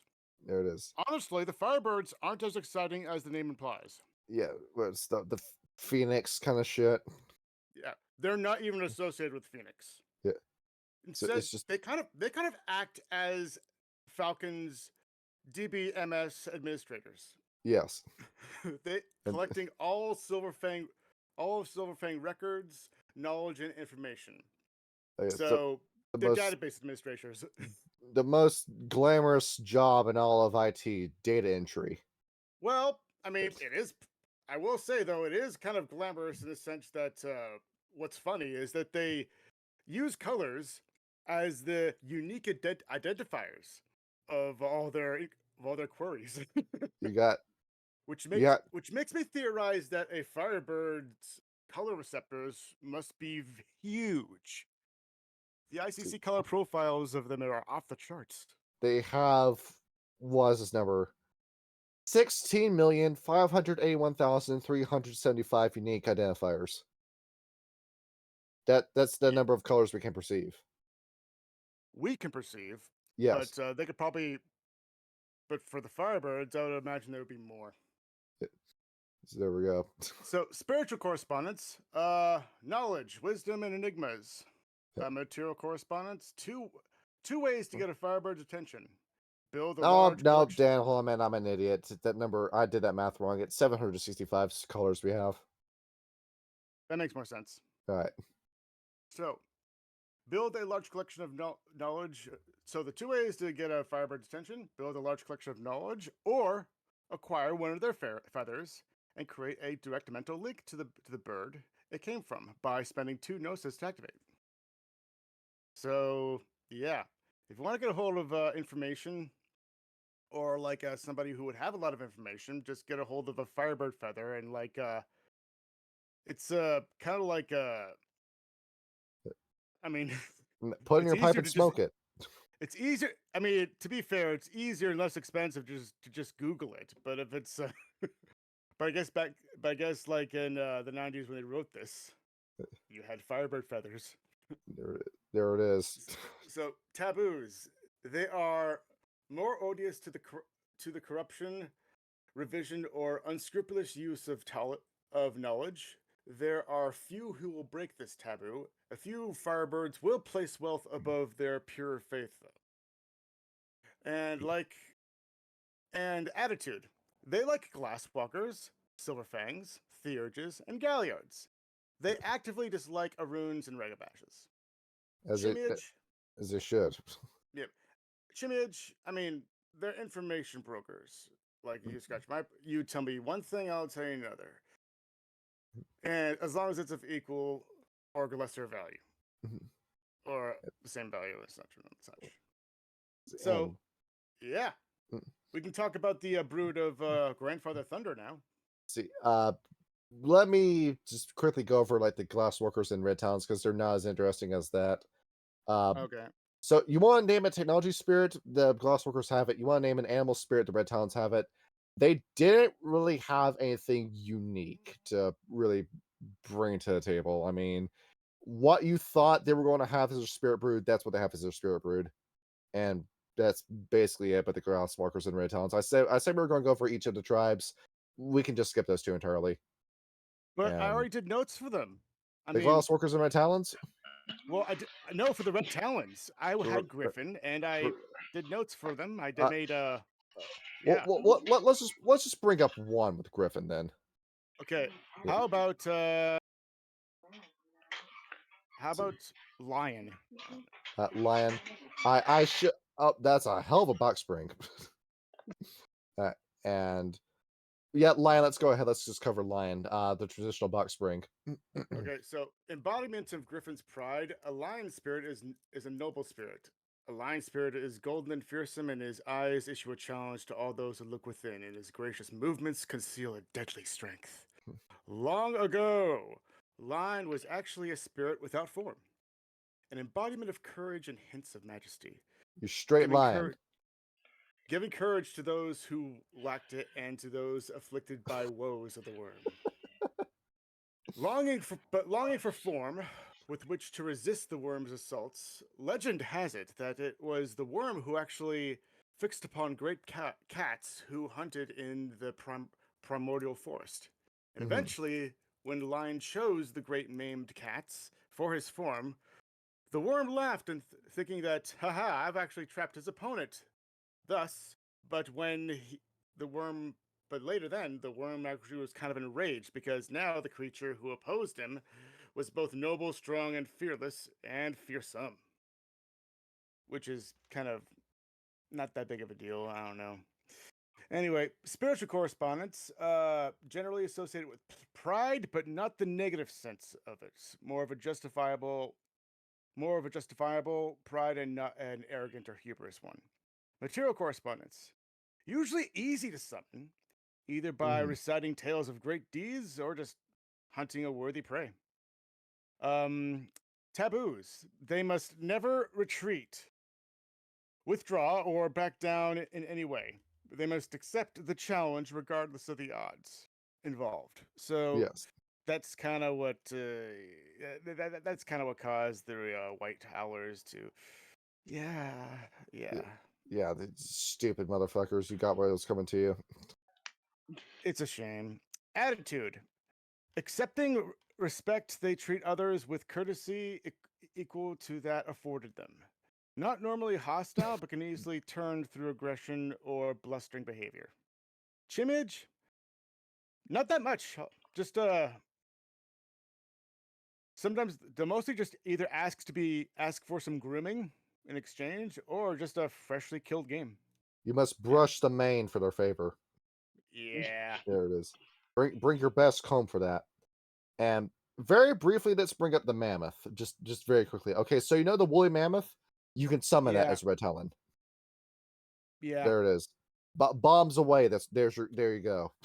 It's not easy to actually summon them because he actually can't be summoned, but must be sought out in its lair. There it is. Which is what, the Arctic? Hold on. Wait, hold on. I'm reading the wrong notes here. Yeah. Give me a second. That's for the summon Shimini, that weird Middle Eastern thing.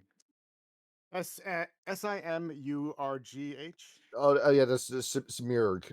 Yeah, I was reading from the Shimurgh listing. Yeah, Shmurgh. So spiritual correspondence. Here we go. Mammoth spirits may be called only if the summoner's need is great. They are not given to casual conversation, but if the summoner can make a case involving the destruction of some wilderness or wild creature, a mammoth spirit may come stampeding through the gauntlet and scattering the cause of the travesty.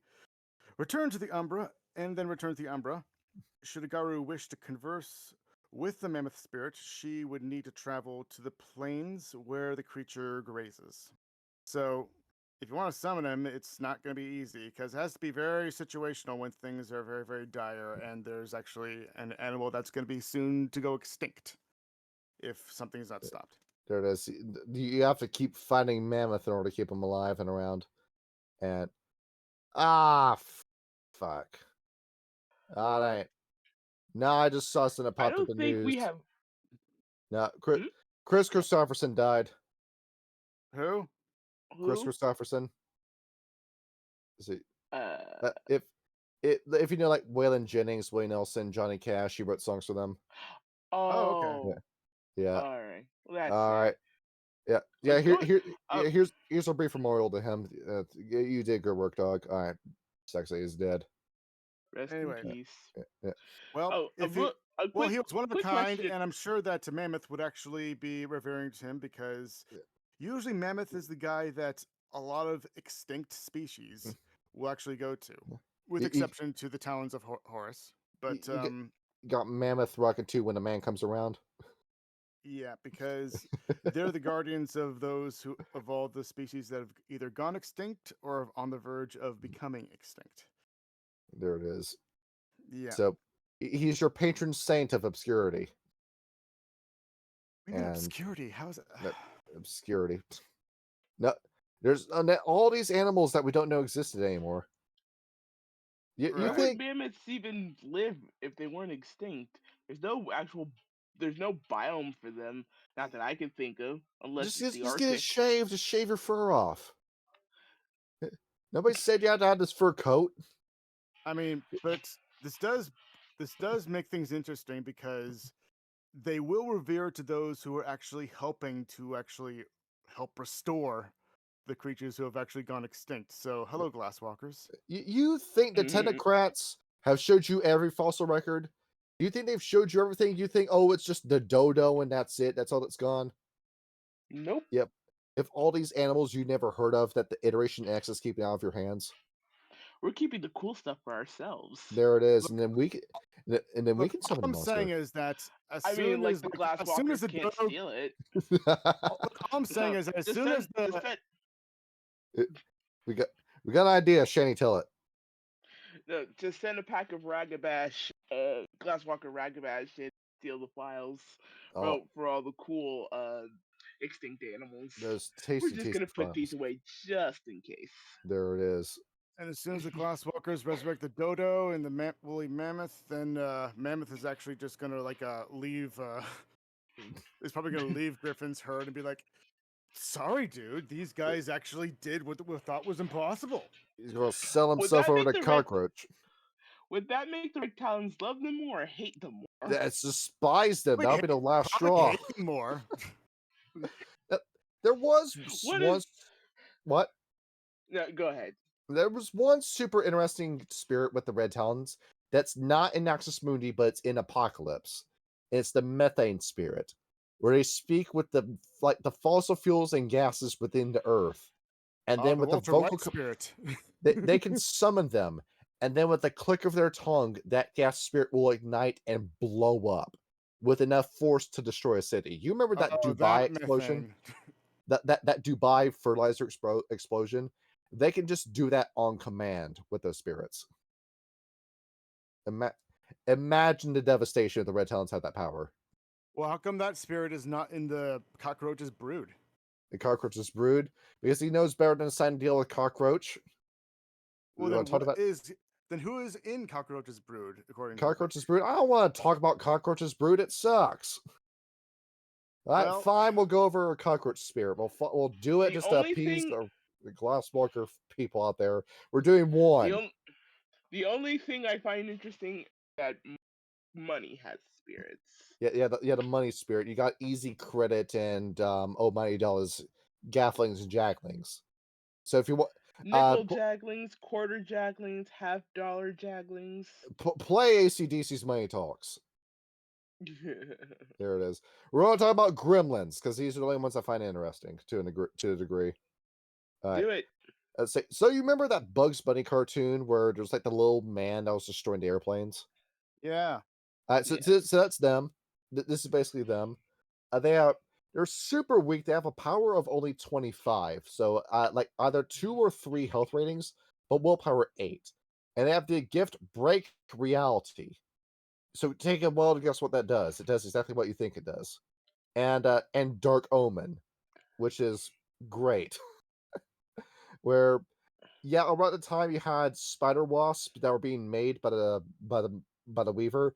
Well, it's a Spider Wasp. You don't get to find out. The book doesn't explain what a Spider Wasp is supposed to be. But given that it's Weaver related, I think it's deadly. So during World War II, these little guys started wandering around and started taking apart German airplanes because Germany sucked in World War II and helped the glassworkers win the war effort by demolishing the planes while they were flying. And that's what they did. And I don't know, maybe one would get worm corrupted and would take apart an ally plane. But what they are, you can find them in both wild and Weaver places. They're like weird, like simultaneously wild and Weaver spirits at the same time. And once again, Shin Megami Tensei has got a good depiction of what the gremlins look like. Let's see, Ryan, if you no, that one's too low resolution. They all you suck with your res. Fine, low resolution it is. Ryan, if you could push this up on the screen. So yeah, this little thing that's a gremlin for you. Yeah, appropriate. Give me 1 second. Yeah, these little things running around that will take apart your airplanes. And their spiritual correspondence, destruction. That's how you get their attention. You want to get their attention? Break something. That's what you gotta do. Just take something and smash it with a hammer, and you'll get their attention. Let's say, "Hey, you breaking something? Not without me." And they'll pop up. You want to summon these guys when it's night, when it's dark outside, and you usually want to like destroy something to a rhythm. So just get a hammer, just go bang, bang, bang, bang, and eventually you'll get the attention of a gremlin. Take your favorite Lego set and smash it. And smash it. Just smash something. Go into your house and destroy it, or your hotel room and throw the TV out the window. Just do what Morgan Wallen did and throw a chair off a balcony. And they'll get their attention. What do they give you? They teach gifts that cause technology to malfunction and break. You learn the opposite of plug and play when you talk to these guys. If you want to cause a computer to just fry itself, a gremlin will teach you that ability. The thing is, with the gremlins, they cannot appear in daytime because the sun will just put them to sleep. The minute the sun rises, they just fall asleep on the spot. And that's the fun thing with them.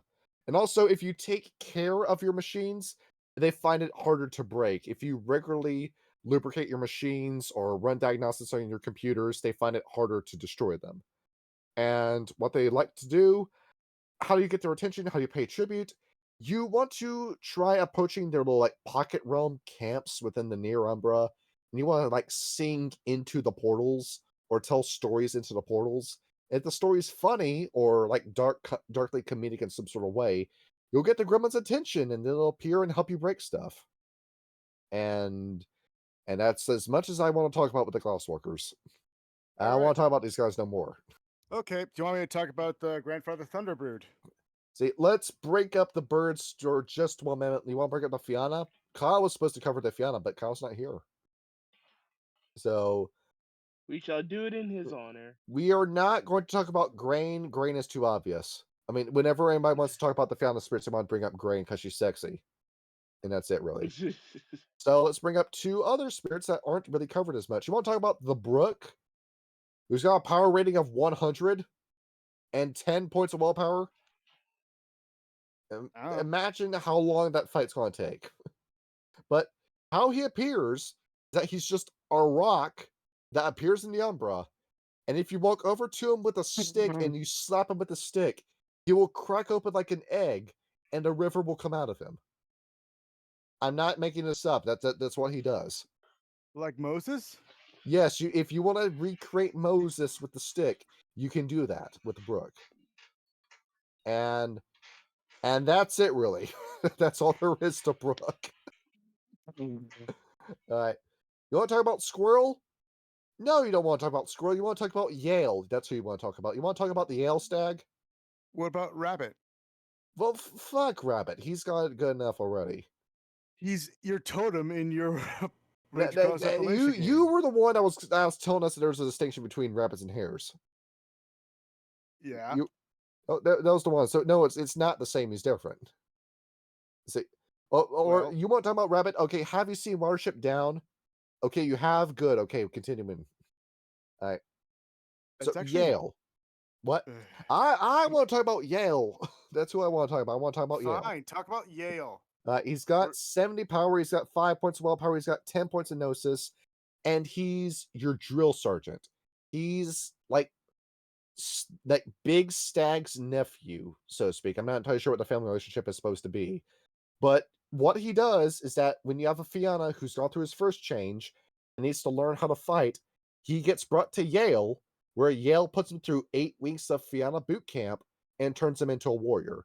He does the whole "I'll make a man out of you" kind of montage with you, and then you learn your gifts and you're behold, ready to fight, get back out into the field.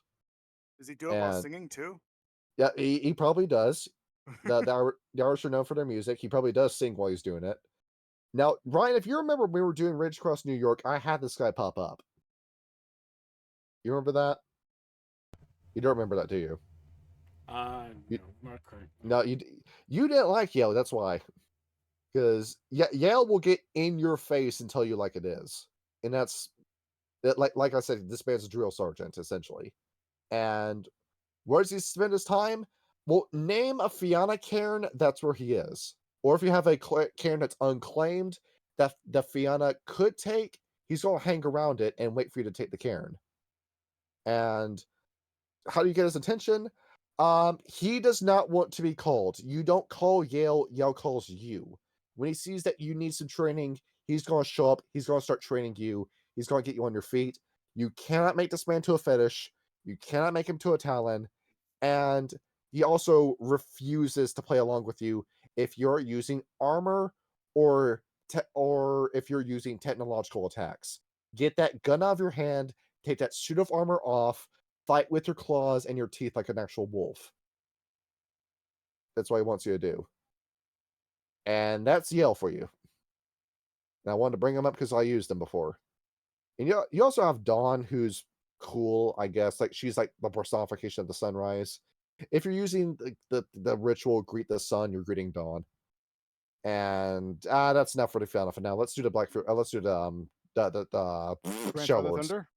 Yes, yeah, let's do the big man in the sky. All right, Grandfather Thunder, or more like Daddy Thunder, according to the Stormcrows, because these guys are the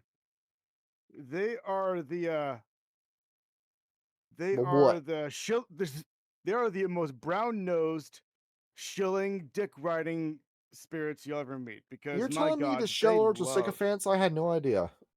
Because my God, the Stormcrows, they just love they love power, but they love to just like worship power, even though like they're not really as powerful themselves. They're just going up to Grandfather Thunder. Oh my God, you're so powerful! Oh yes, Daddy. Oh yes. What was that? like Family Guy's little parody of Little Orphan Annie that starts off with "We only live to kiss your ass." That's essentially what the Stormcrows are. Yes, we'll even wipe it for you. Yeah, that's exactly it. Like, I can't imagine any Shadow Lord actually taking a Stormcrow as a totem, because these guys like have no shame in their worship for higher power. He's a simp. They are legit simps, like, and they're proud of it. Yeah. But although at the same time, they're also envious at the same time for people who do have power. So it's kind of weird because they want power themselves, but they also still want to be enslaved. Yeah. Cal, They want to be middle managers. That's their dream. it's very weird indeed. Yeah. What was that bit from Always Sunny in Philadelphia? I don't want willpower. I want the illusion of power. That's what they want. I want to be a princess, but I don't want to be in charge. It's at the end. You rather play the princess and the prince. Yeah. So spiritual correspondence. Let's see. Storms. I'm skipping Thunder. ahead for a second. I'm skipping ahead for a second. The what?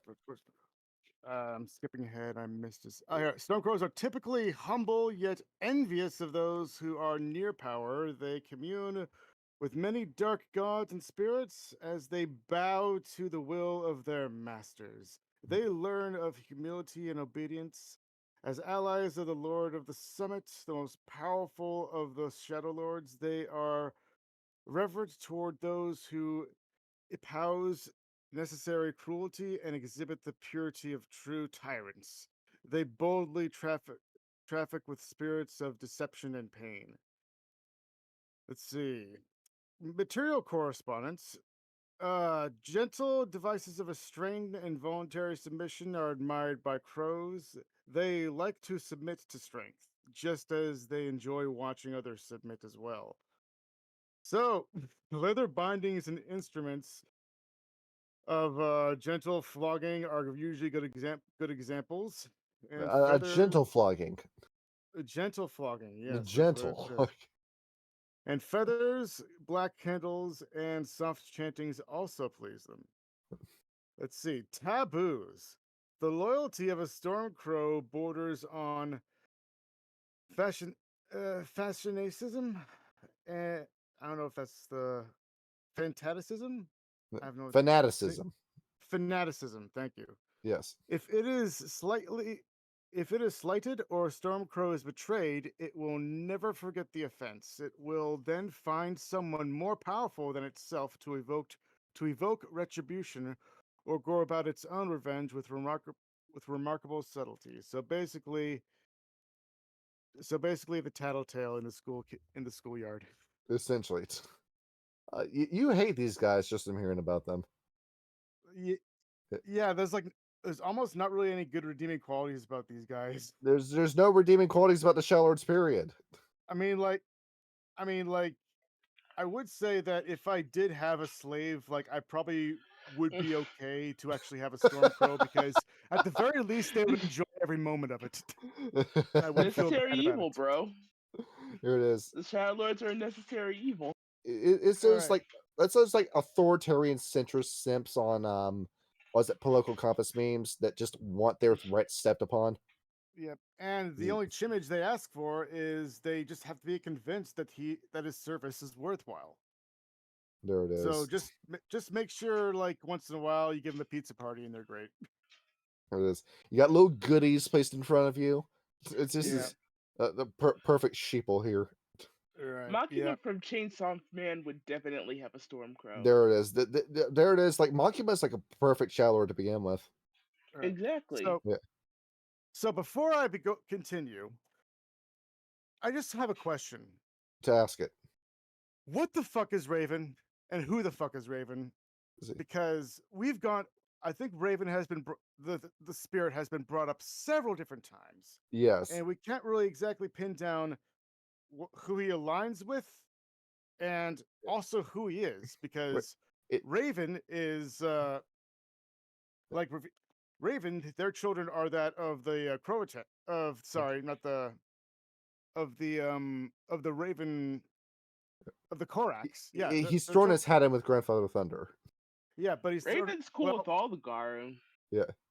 Yeah, like even to get a Fenris. But here's the thing: Raven is also Coyote.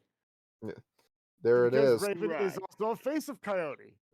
Which also brings back the question we brought up: what is Raven's true name, and does he have more than one true name? And there's also the whole theory that Coyote and Raven are aspects of the wild itself. Or the trickster god is just all of the spirits that have anything to do with like the trickster itself. So it's this incredibly enigmatic entity that you will never get a straight answer on. Exactly. It's really hard. And now to add even more confusion onto that, we have the rogue raven gafflings. Which is this I remember Rage Across the Internet made a joke about this, and that sounds like your generic Shadow Lord name, Rogue Raven. It really does. So, congratulations, guys! You came up with a funny joke. Right, but it's the idea that the Rogue Raven, like, why call it the Rogue? You could have just like added something onto it, because at the very least, you could have called them Storm Ravens. Yeah. I mean, like even the Stargazers, they have something called Dream Ravens. Yes. Put like a color in there and call them like, I don't know, red ravens or white ravens or like black ravens. I don't know, just make give them a better name than just rogue raven gafflings, and have them have their own identity. But nope, they're actual literally gafflings, like with the aggregation connecting right back to Raven itself, who does not have any association with the brood at all. Yeah, but that kind of name, it gives you the impression that these were aspects of Raven that then split off. Which is exactly what they did, and they developed their own kind of like ambitious power personalities, where they are tricksters in the sense of wanting to achieve power, and less so of the wisdom and the desire to teach others of wisdom. Yes. It is also not uncommon for a Raven Gaffling to slowly drift from one affiliation to the other, or even to acknowledge both spiritual fathers at once. So let's see. So, desirous of power, the Raven Incarna sent his Gafflings to seek out the outcast and rogues of the Garu. Since Raven is often cognizant of the mechanisms of the devious. Yeah, the word "the devious" also appears here more often, just to actually justify this curse actually happening, of them just splitting off, because deviousness is the key word that's used to describe them. So yeah, like Raven. So the rogue Gafflings are familiar with two spiritual homelands: the harsh lands of the Geta Fenris in the north, and the dark lands of the Lords in the south. Yes. Ravens are admired for their perceptiveness in guarding against tricksters, and defamed for their tendency to use their talents for their own gain. Spiritual correspondence. Let's see. Rogue Gafflings have always valued their independence, a little too, like, so much to the point of like obscurity, and they offer Garu a path to follow that does not rely on killing or conquest. And some Shadow Lords, for instance, set aside the call of political ambitions to focus on a path of self-reliance and living on the edge. Wow, edgelords. Okay. Don't cut yourself with that edge. You're trying so hard to be impressive, you come across as a loser. Material correspondence. All varieties of raven spirits are known for their insatiable hunger, and offering one treasure or victual gains. I don't know if that's a fucking word. Victual Don't gains worry his about attention. Yep. The typical rogue raven is, however, vain about his brilliance. So offering him the chance to gain any kind of like offering of food isn't enough.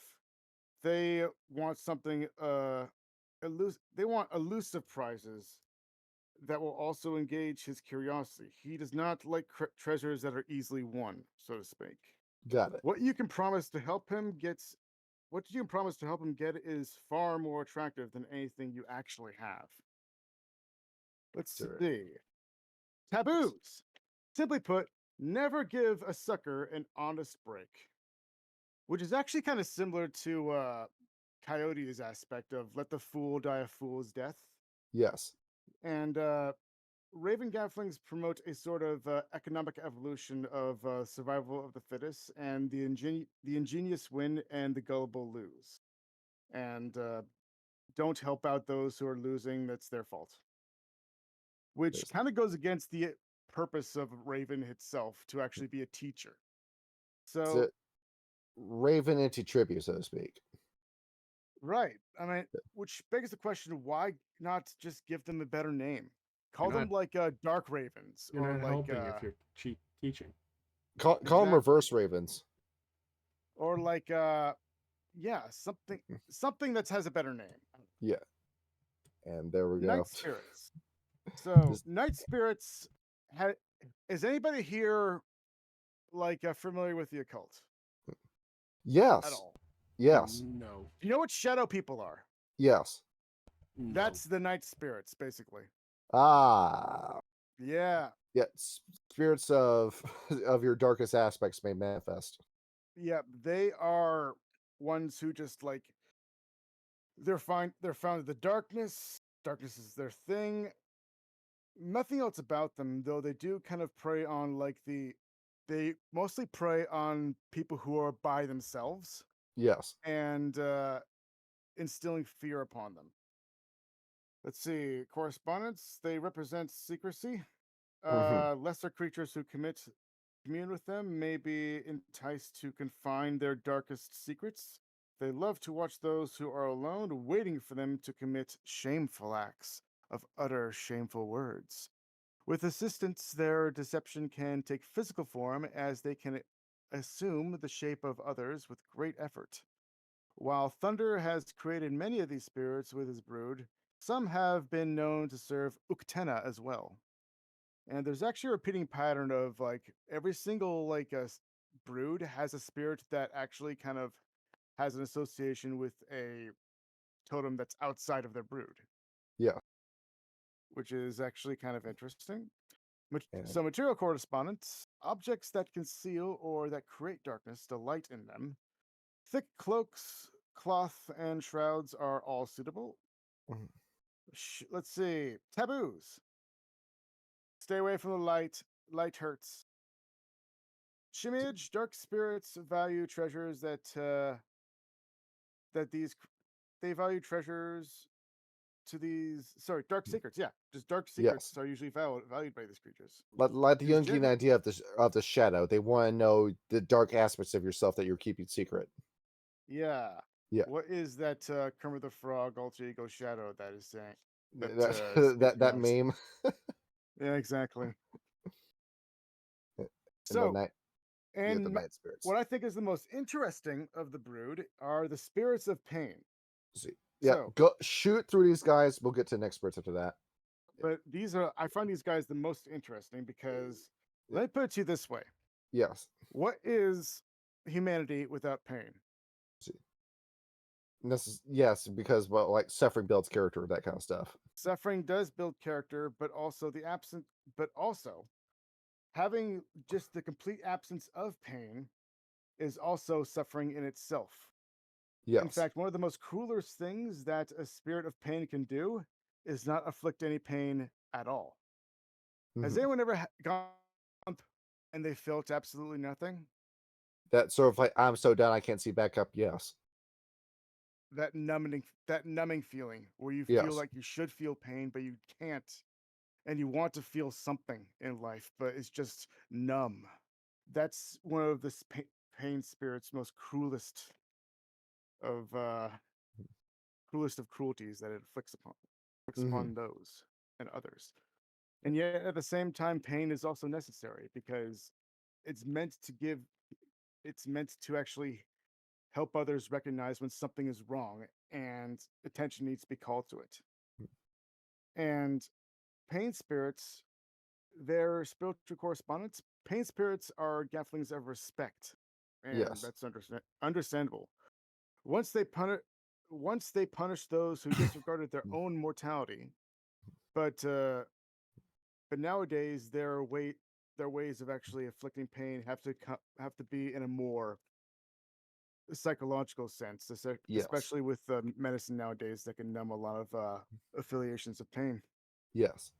Material correspondence, these creatures worship implements of torture and mutilation and will relish the thought of being bound to such devices. Pain spirits are actually always in pain themselves. They are ugly and deformed, and living itself is just an agony to them.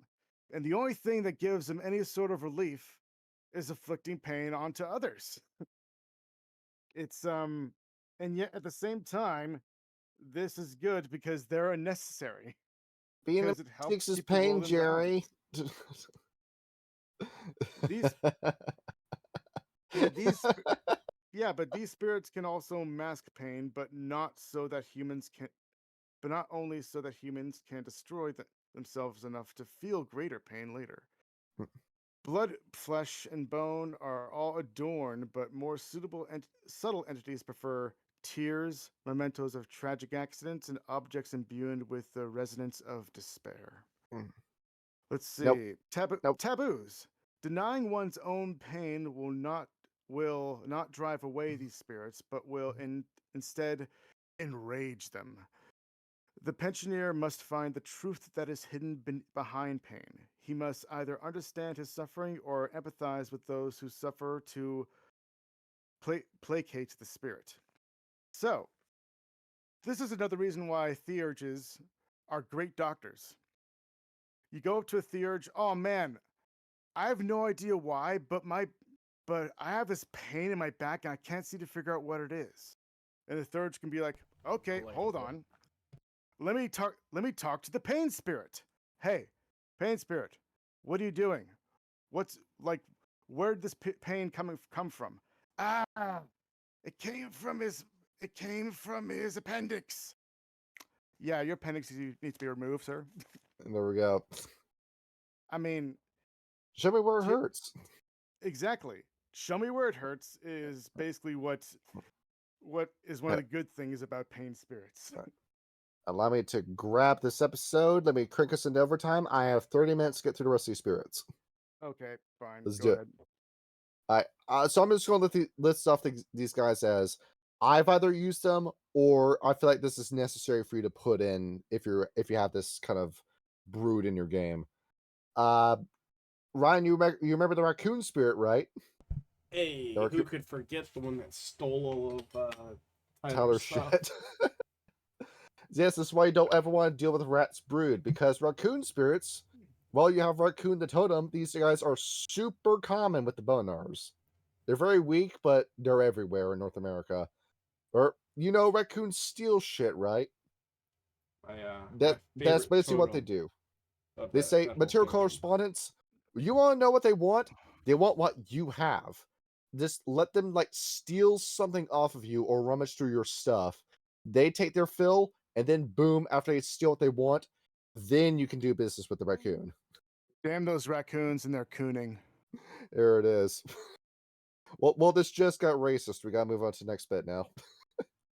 So the raccoon spirits. You're good. You're fine. So I dubbed that you were all right. All right, moving on. So the spiritual correspondence, just like you remember when we were talking about Raccoon, the totem, back in our Bonars episode, stuff that's shiny. Raccoon wants you to throw quarters and shiny buttons off in the woods so his spirit children can find them. Yeah, that's exactly it. If you got something that's shiny or has monetary value, the raccoons will know if you're trying to jive them.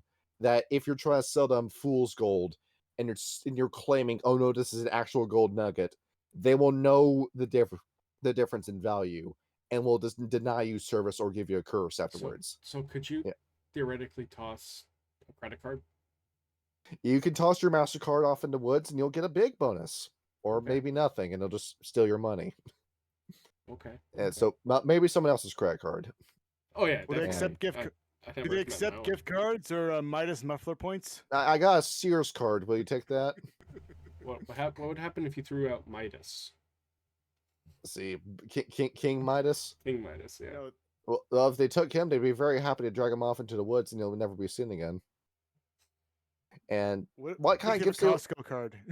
Now, what kind of gifts will they teach you? Just about any Ragabash gift. Specifically, Blur of the Milky Eye and Open Seal is what they teach the most. And also Taboo. As part of a truce dating back to the Impergium, Rat and Raccoon spirits will spare vermin, but their mortal allies must help Rat's children find what they need. You must assist the vermin if you want to maintain Raccoon's favor. And then their tribute. Raccoons are excellent thieves, but Guru who really wish to gain their favor must impress them by stealing something of their own, usually something that's very carefully well guarded. If your Ragabash is doing what your Ragabash is supposed to be doing, this is no issue. But any other auspice, that's going to be a struggle. And you've got to do it stealthily. You can't just burglarize. You have to be a grand theft. And next up, Ryan, you also remember the heap gafflings? The spirits of Great Trash Heap? The literal piles of garbage that you could talk to? Yeah, the one that was Scooter was diving into, right? Yeah, he was living inside of one of these. Yeah. And it's exactly what you think it is. It's a pile of trash that gains a spirit. And behold, you can now talk to the trash. You remember Oscar the Grouch from Sesame Street or Marjorie the singing trash pile from Fraggle Rock? That's what this is. Oh. And see, the bigger the pile of trash, the more powerful the spirit. How do you earn its favor? Throw more trash onto it. Help it grow. Grow, trash pile, grow. You know that landfill? That's actually a super strong spirit that'll teach you a level 5 gift. Started from the bottom, now we're here. As long as you don't set it on fire and turn it into a pollution spirit, everything will be fine. And that sounds like a terrible idea. You see, this is a big black spiral dancer spirit waiting to form, essentially. No kidding. See, and you can just throw whatever you want into it as long as it's not going to pollute the environment, and it'll accept it.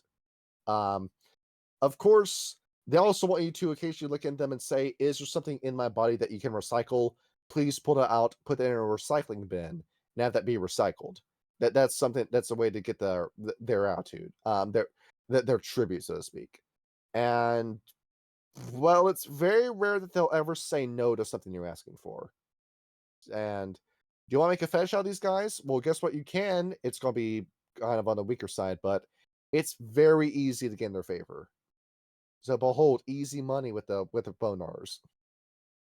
All right, and that's enough of them. Let's talk about the Stargazers. We have one to bring up with the Stargazers. Eden, you specifically asked me to cover this guy. I was going to do it anyway. Mangwu, the Patchwork Wolf. Legend has this guy that after the first Impergium meeting, every wolf at the Impergium meeting killed each other. Clytal Puck, who arrived late to the meeting, found that everyone at the meeting was dead, so he calls the four gods, Suzaku, Genbu, Seiryu, and Byakko, to fuse all these dead wolves together. They stitched them all together and made a super wolf. It's now the Patchwork Wolf, who is one of every werewolf tribe meshed into one Frankenstein abomination. Imagine a quilt made out of a wolf. There it is. He's got a fun-looking design. Shame he doesn't have a picture, though. It'll be so nice if we just had an actual picture. So you know all of them. Like you can probably find one like on ChatGPT or something like that. I have seen pictures of it. I just never bothered to actually save them. Just every positive aspect of a tribe, Patchwork Wolf carries it. He's just every the virtuous sides of the Gaia Fenris, the actual honest leadership of the Silver Fangs and Shadow Lords, the carrying card of the Children of Gaia. He carries all those positive virtues within him. He's almost like a Mary Sue kind of character. But I feel like we kind of need characters like that in World of Darkness, given how bleak the setting can get. There is one flaw to this guy, though. Tell it. He can't fight black spirals. Now, his ban, if you take him as a totem, it forbids you from fighting changing breeds. But you do get a +1 to your willpower score right off the bat, and a -1 in all difficulty involving your willpower score. So but his taboos are also he can't battle any Garu, which includes Black Spiral Damsels. Why is this guy not a Chet of Gaia gift? Because Clytol got to him first, that's why. But you can see this guy being in Unicorn's Root instead. And what else is the thing with him? What's his material components? What you want to do is you want to get blood or hair from 5 Geru. You place it in a bag. I guess it's like a plastic bag or a burlap bag with pine needles and crushed pine cones. You shake it up and then spill it out on the ground on mud that's been quenched with rainwater specifically. And that's how you summon him. Yeah, Samuel Heights. There it is. The stupidest bit of all of Werewolf lore. Don't take the full high. Just take a couple hairs. Don't take the whole freaking pellet. Yeah. What constitutes rainwater? Is it just any water that falls from the sky? Yeah, it's from the sky, but I suppose you could also get it in a cup. That would make sense. So you can also get it in a cup and pour it on the floor. If you take a hose and you spray water into the air, would that constitute rainwater? Or does if you shoot it high enough into the sky? Specifically evaporated water turned into droplet form. See. Well, I suppose if you meet Patrick Wolf, you can get him on the technicality. Maybe he'll be able to tell the difference. Like, this is tap water, not rainwater. See, you poured a bottle of Perrier on the floor and you're trying to summon me with this. There it is. Make an artificial cloud. See, he will bind aspects of himself into fetishes, but if you want an easy way to farm honor renown, you make a fetish with this guy, you then release him from the fetish, and you'll get 2 points of honor renown from doing that. And what's you just make that a recursive loop. And how do you gain this guy's tribute? Just be nice to him. That's all you really need to do. Just be nice to the dude. And it's as simple as that, really. Just be kind and rewind. There we go. Give him scratches, pet him, play with him, play fetch with him. All right, now, should we bring up the silent starters now? Because this is the one that I actually have to go into detail with. Because yes, do it. Do it. Are you familiar with the Twice-born? Yes. I've heard of them. So it's very strange because you know that the Geru are not necessarily fans of necromancy so much as raising the dead, but it's okay if the girl do it because they've been trying to get their hands on that gift for years and years, and the girl refused to teach it. And if it's like a ghost, they're not necessarily okay with it, but they'll let it be. And they're not out hunting for ghosts. And like, this is an owl spirit. It belongs to Owl's brood. It is undead, but it's not undead at the same time. It's this weird paradoxical state, so to speak. The Twice-born are rats or mice that Owl will eat, and after he vores them, will spit out their bones, and they enter his servitude after he does that to them. You remember Owl's ban as the totem that you have to leave mice tied to strings out in the woods? This is why. Because he's converting these mice that are Gaian spirits into Twice-born to be part of his spirit family. That's why he's asking for that. And, well, why is this a thing? There's a legend in here where, to quickly summarize it, Mouse was trying to strike it big as a spirit, so she got tricked by Coyote to pluck one of Owl's feathers after being told doing so would somehow help her. Coyote, I don't really see the logic in this, but he managed to dupe Mouse into doing it.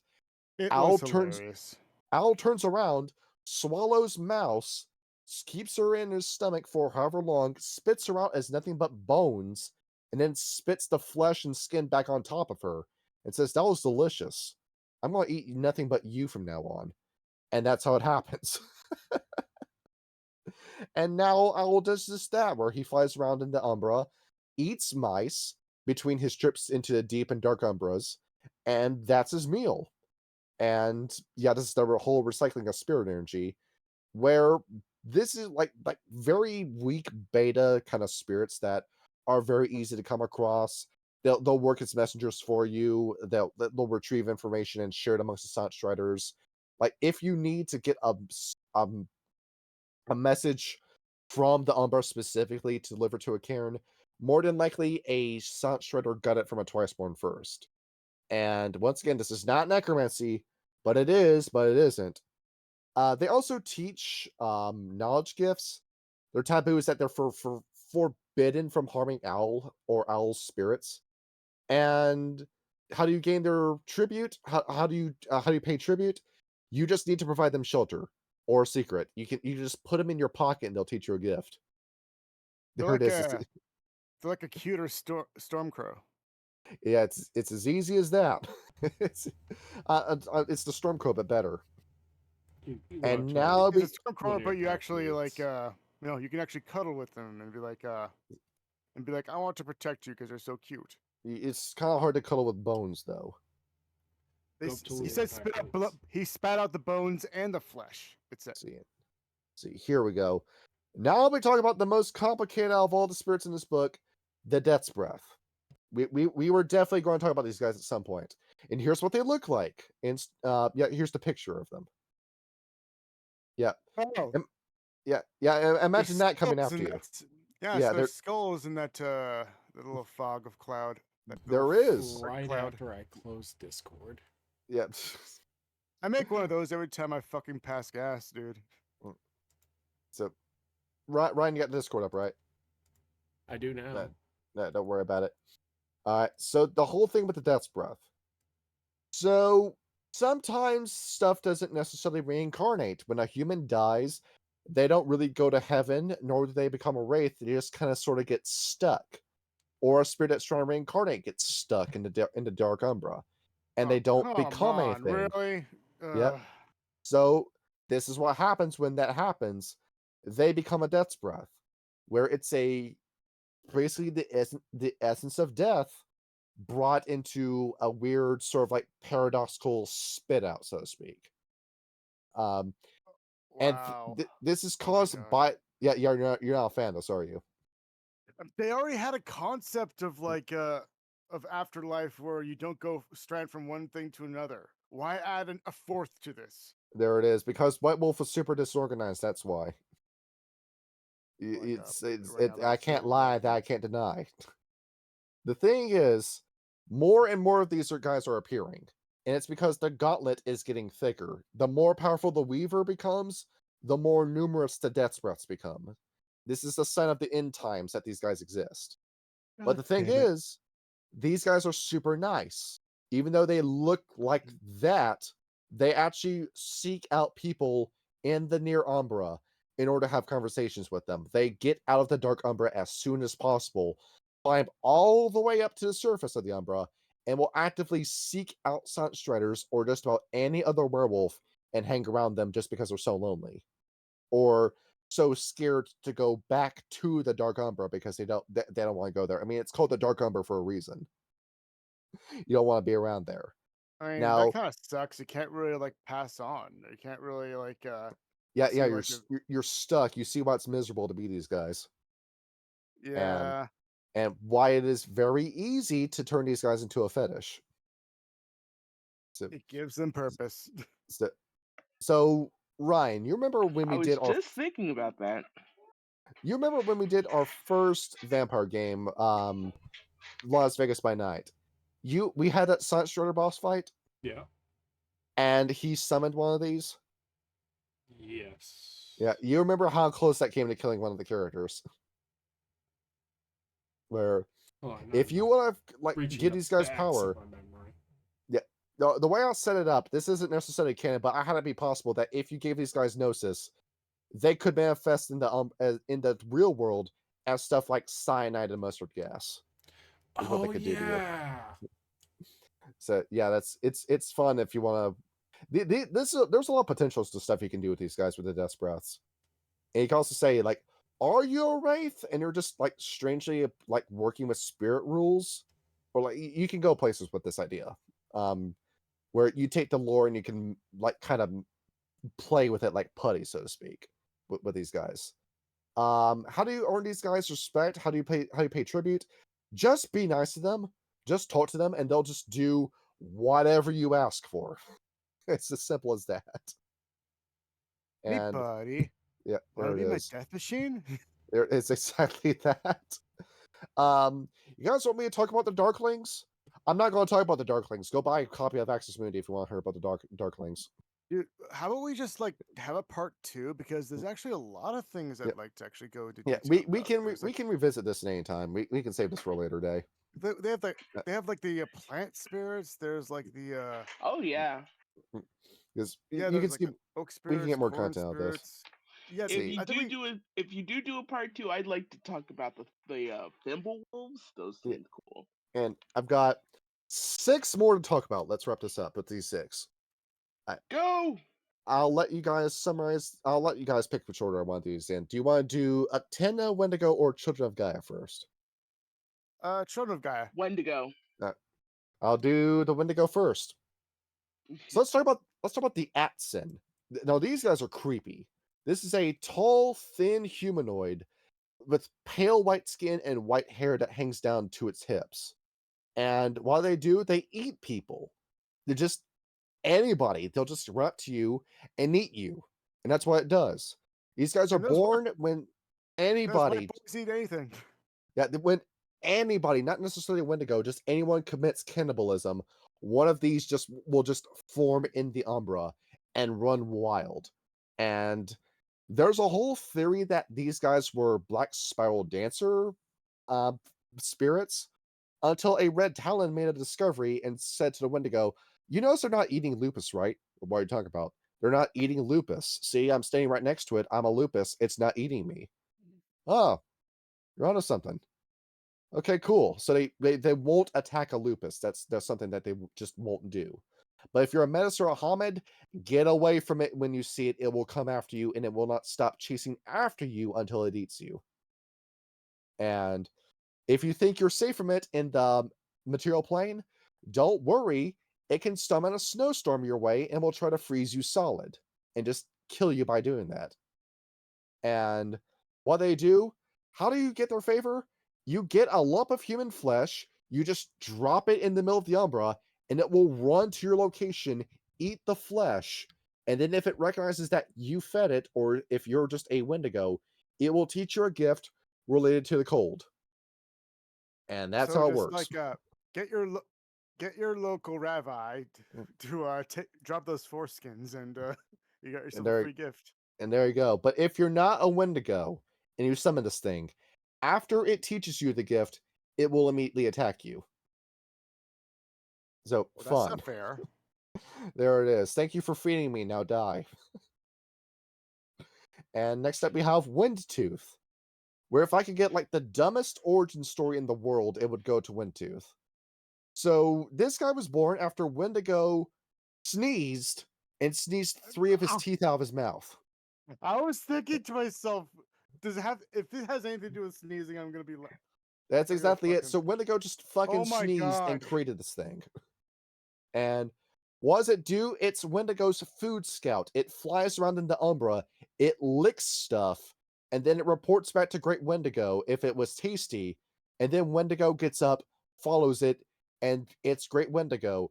It will find you at some point, and then it devours them. And that's how it works. If you want to communicate with Windtooth, you need to coat your entire body in garlic and other bitter herbs. You summon it by just being in the cold parts of the Umbra. It will fly over to you, it will lick you, it will find you disgusting, and then it will recognize that you're a changing breed, and then you can begin negotiations with it. Yeah, so that's how you do.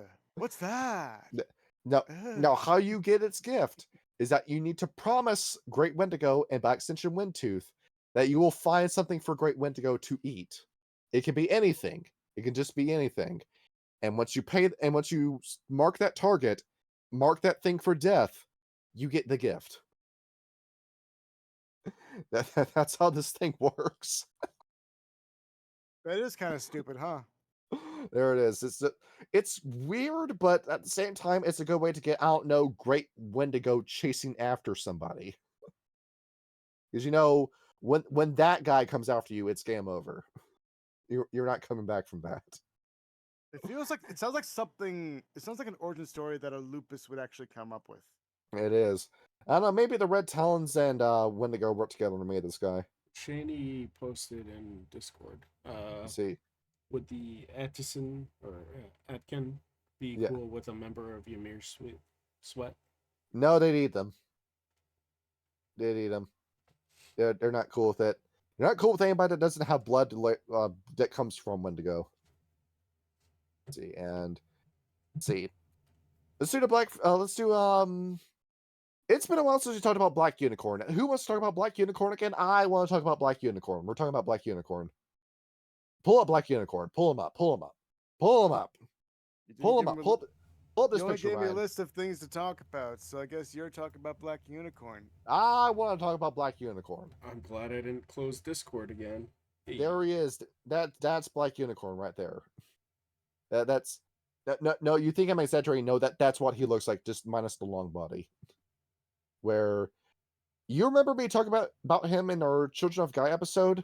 Good, I'm going to talk about him again.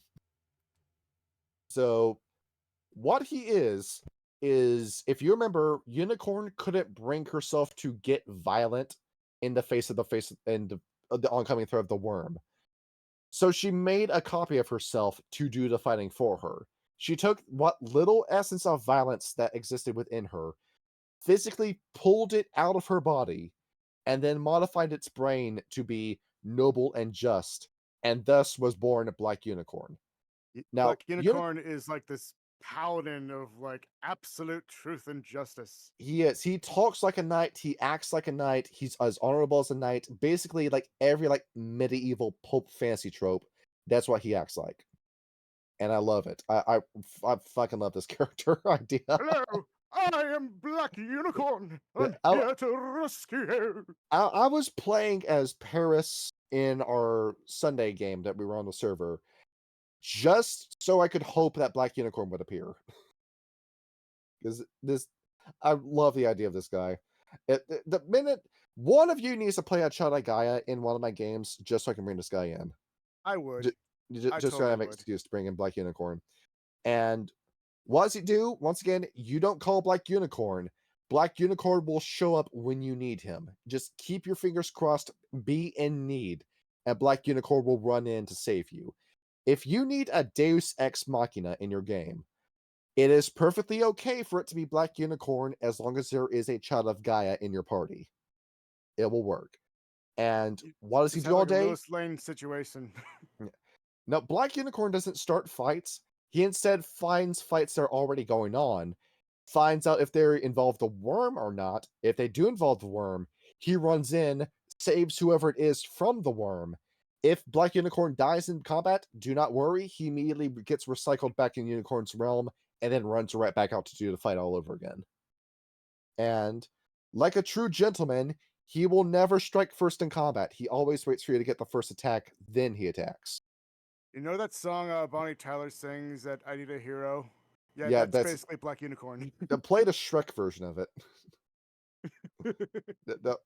There it is. Now I want to see a fanimation of that. Black Unicorn always arrives in the nick of time. And if you insult him, what he will do is that he'll say, "I'll demand satisfaction." He grabs you, he drags you into his own personal challenge realm, where he will duel you, not to the death, but you'll be in so much pain that you'll be begging for it. And if you duel him... Or you'll think you'll be dead, but then he'll probably just resurrect you. And given that this is an Incarna spirit, that fight is borderline unwinnable. You're ought to be an elder if you want a best Black Unicorn. That would be a fun final boss for a campaign. Honestly, like if I'm gonna get a Fenris, with who's like always training to be the best, like a Goku kind of attitude, I would just insult Black Unicorn over and over and just train and get stronger and stronger. He's just gonna roll his eyes after a while, like, how many times are you gonna have to do this before you learn your lesson?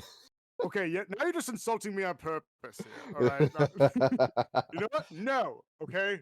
I was expecting something more creative this time around. There it is. have like Goku and Lord Beerus kind of relationship. And who's next? The Murray or the Murhay. It's spelled Myrrhae. See how do you pronounce this? See how you say this? It's the Mira. I almost say the Myra. That's how you say it. Okay. Myra X. Yeah. The me roars. Now, what these are? You've heard that whole expression of extending an olive branch. Yeah. So this is what that is. These are little kids, boys and girls, that live in olive trees. Exactly what it sounds like. They're the olive tree children. You've heard the Cabbage Patch Kids. Well, here you go with these, where they will want you to approach them, and if you're planning on making a peace offering, they will willingly break off branches off their trees and hand them to you to use as peace offerings with their blessings. Or if you have like a special gift you want as a peace offering, they will bless that item, and the way I'll do it mechanically is I would give you like a free use of persuasion, so to speak, where it would boost your social rolls. But they never leave the trees, though. That's the only thing about them. They can't ever make a fetish or a talon for you. They're always in the trees. But if you eat their olives, or you want to use them for your spaghetti dish or your cake, they will heal you if you eat their olives. Is the do their olive branches that they hand out, do they come in the form of macaroni pictures with glitter? I guess so. That it can turn into whatever you want. I just like this because it's just sweet. It's just like whimsy punk that you get to put in your game. Like, aw, kids want to bring me some. They do sound cute. Yeah. Aw, that's sweet. I hate sweet. I want photos of Spider-Man. It's like the little kid giving like their dad a coupon for like McDonald's fries for Christmas. Yeah, that's exactly the same energy as that. Yeah, they exactly. sound like the Fae, only not malicious. And now we get to end our episode on a high note with Uktena. Now, the award for coolest out of all the spirits goes to Uktena. Where let's list off the cool stuff that Uktena gets. He gets Chinese dragons, all of them, like all the Quetzalcoatl's, all the Norse sea drakes, and any snake that does not directly respond or belong to the worm. He doesn't have Cobra. And well, Cobra threw his hat in with Owl for whatever reason. There's like Tenna right next to you. And the asps. And now we get to talk about Koloisi. You want to talk about Koloisi? I want to talk about Koloisi. Let's bring this guy up. Let's pull up pictures of what he looks like, Ryan. All right. All right, here's your. All right, this last time I'm gonna ask you that. Okay, here's your snake. That is some jank ass snake. but that is a snake. That's most definitely a snake, though. Now, what he is that the Zuni people? I got to pull up what part of the land they come from. The Zuni tribe. Okay, I see where they come. They come from California. I'm seeing. Yep. Yeah, this is California, New Mexico, Arizona. That's where they come from. Where they have a myth where there's a snake called Koloisi, who is this great river spirit that occupied a river, and a Zuni chief's daughter unknowingly polluted the river, which pissed off Koloisi, so he, in his giant snake form, snuck all the way into this camp, took the daughter hostage, dragged her all the way back to the river, and told the chief and the warriors being chased him, I will drown her unless you pay this ransom to me. Well, what's the ransom? I want to marry this daughter, and I want to teach her how to be a righteous steward of nature and never do something like this again. Done. And let me guess, the chief got one of their sons to disguise themselves as another bride to make an exchange. Oh no, Koloisi got the wife. Oh. Yeah, okay. He is. There he is. So behold, power to the snakes. So yes, you will adopt your daughter and you will never see her again. And the thing is, he will also appear as a baby just in the middle of the Umbra. And you'll think, well, what's a human baby doing here? You pick it up and behold, it turns into a giant snake that wraps itself around you. Sucks to be you. You picked up a baby in the Umbra. Shame on you for ever trying to help a baby that's lost. Thing. Yes. Yeah, he's a trickster spirit ultimately. Yes. And how do you gain his How do you gain his favor? Do you know what a Cochina doll is? No. So you take a totem pole, you make it really, really small. That's what that is. Oh, okay. Yeah. So you give him one of these. Well, you want to bring 2 of them with him. He blesses one and gives it back to you, and then he keeps the other one. That's what he does. And what is he? Friendship that's dolls. What he's got, like a giant collection. He also likes collecting sand paintings and headbands and vials of spring water that are super clean. And he'll add them to his little collection. And he'll teach you gifts related to water or shapeshifting. What about Does he collect magic cards? He could, yeah. He has a whole collection.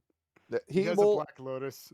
His whole, the 2 things he'll ask of you is that you never pollute the water, and that you will tell his legend to other people.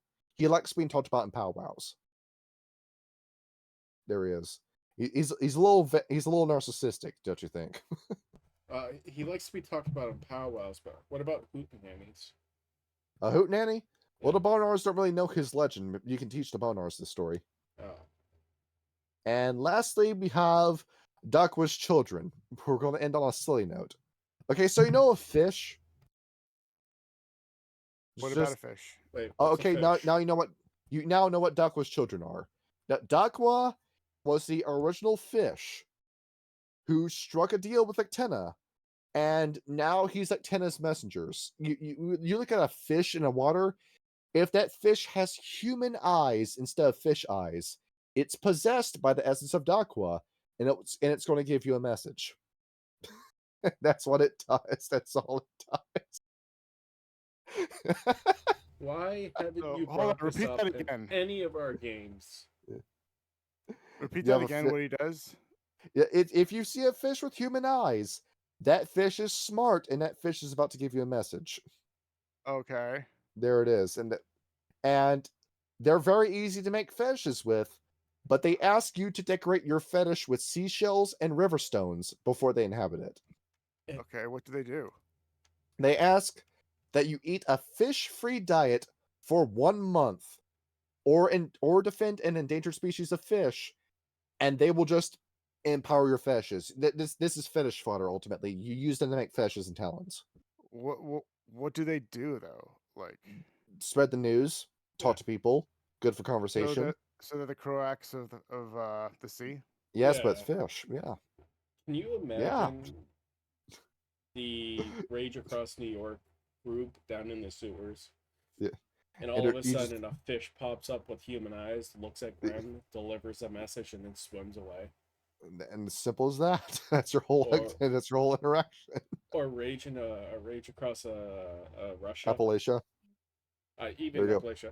Or Russia, where a fish with human eyes pops up and starts talking to fucking Ivan, and then swims away.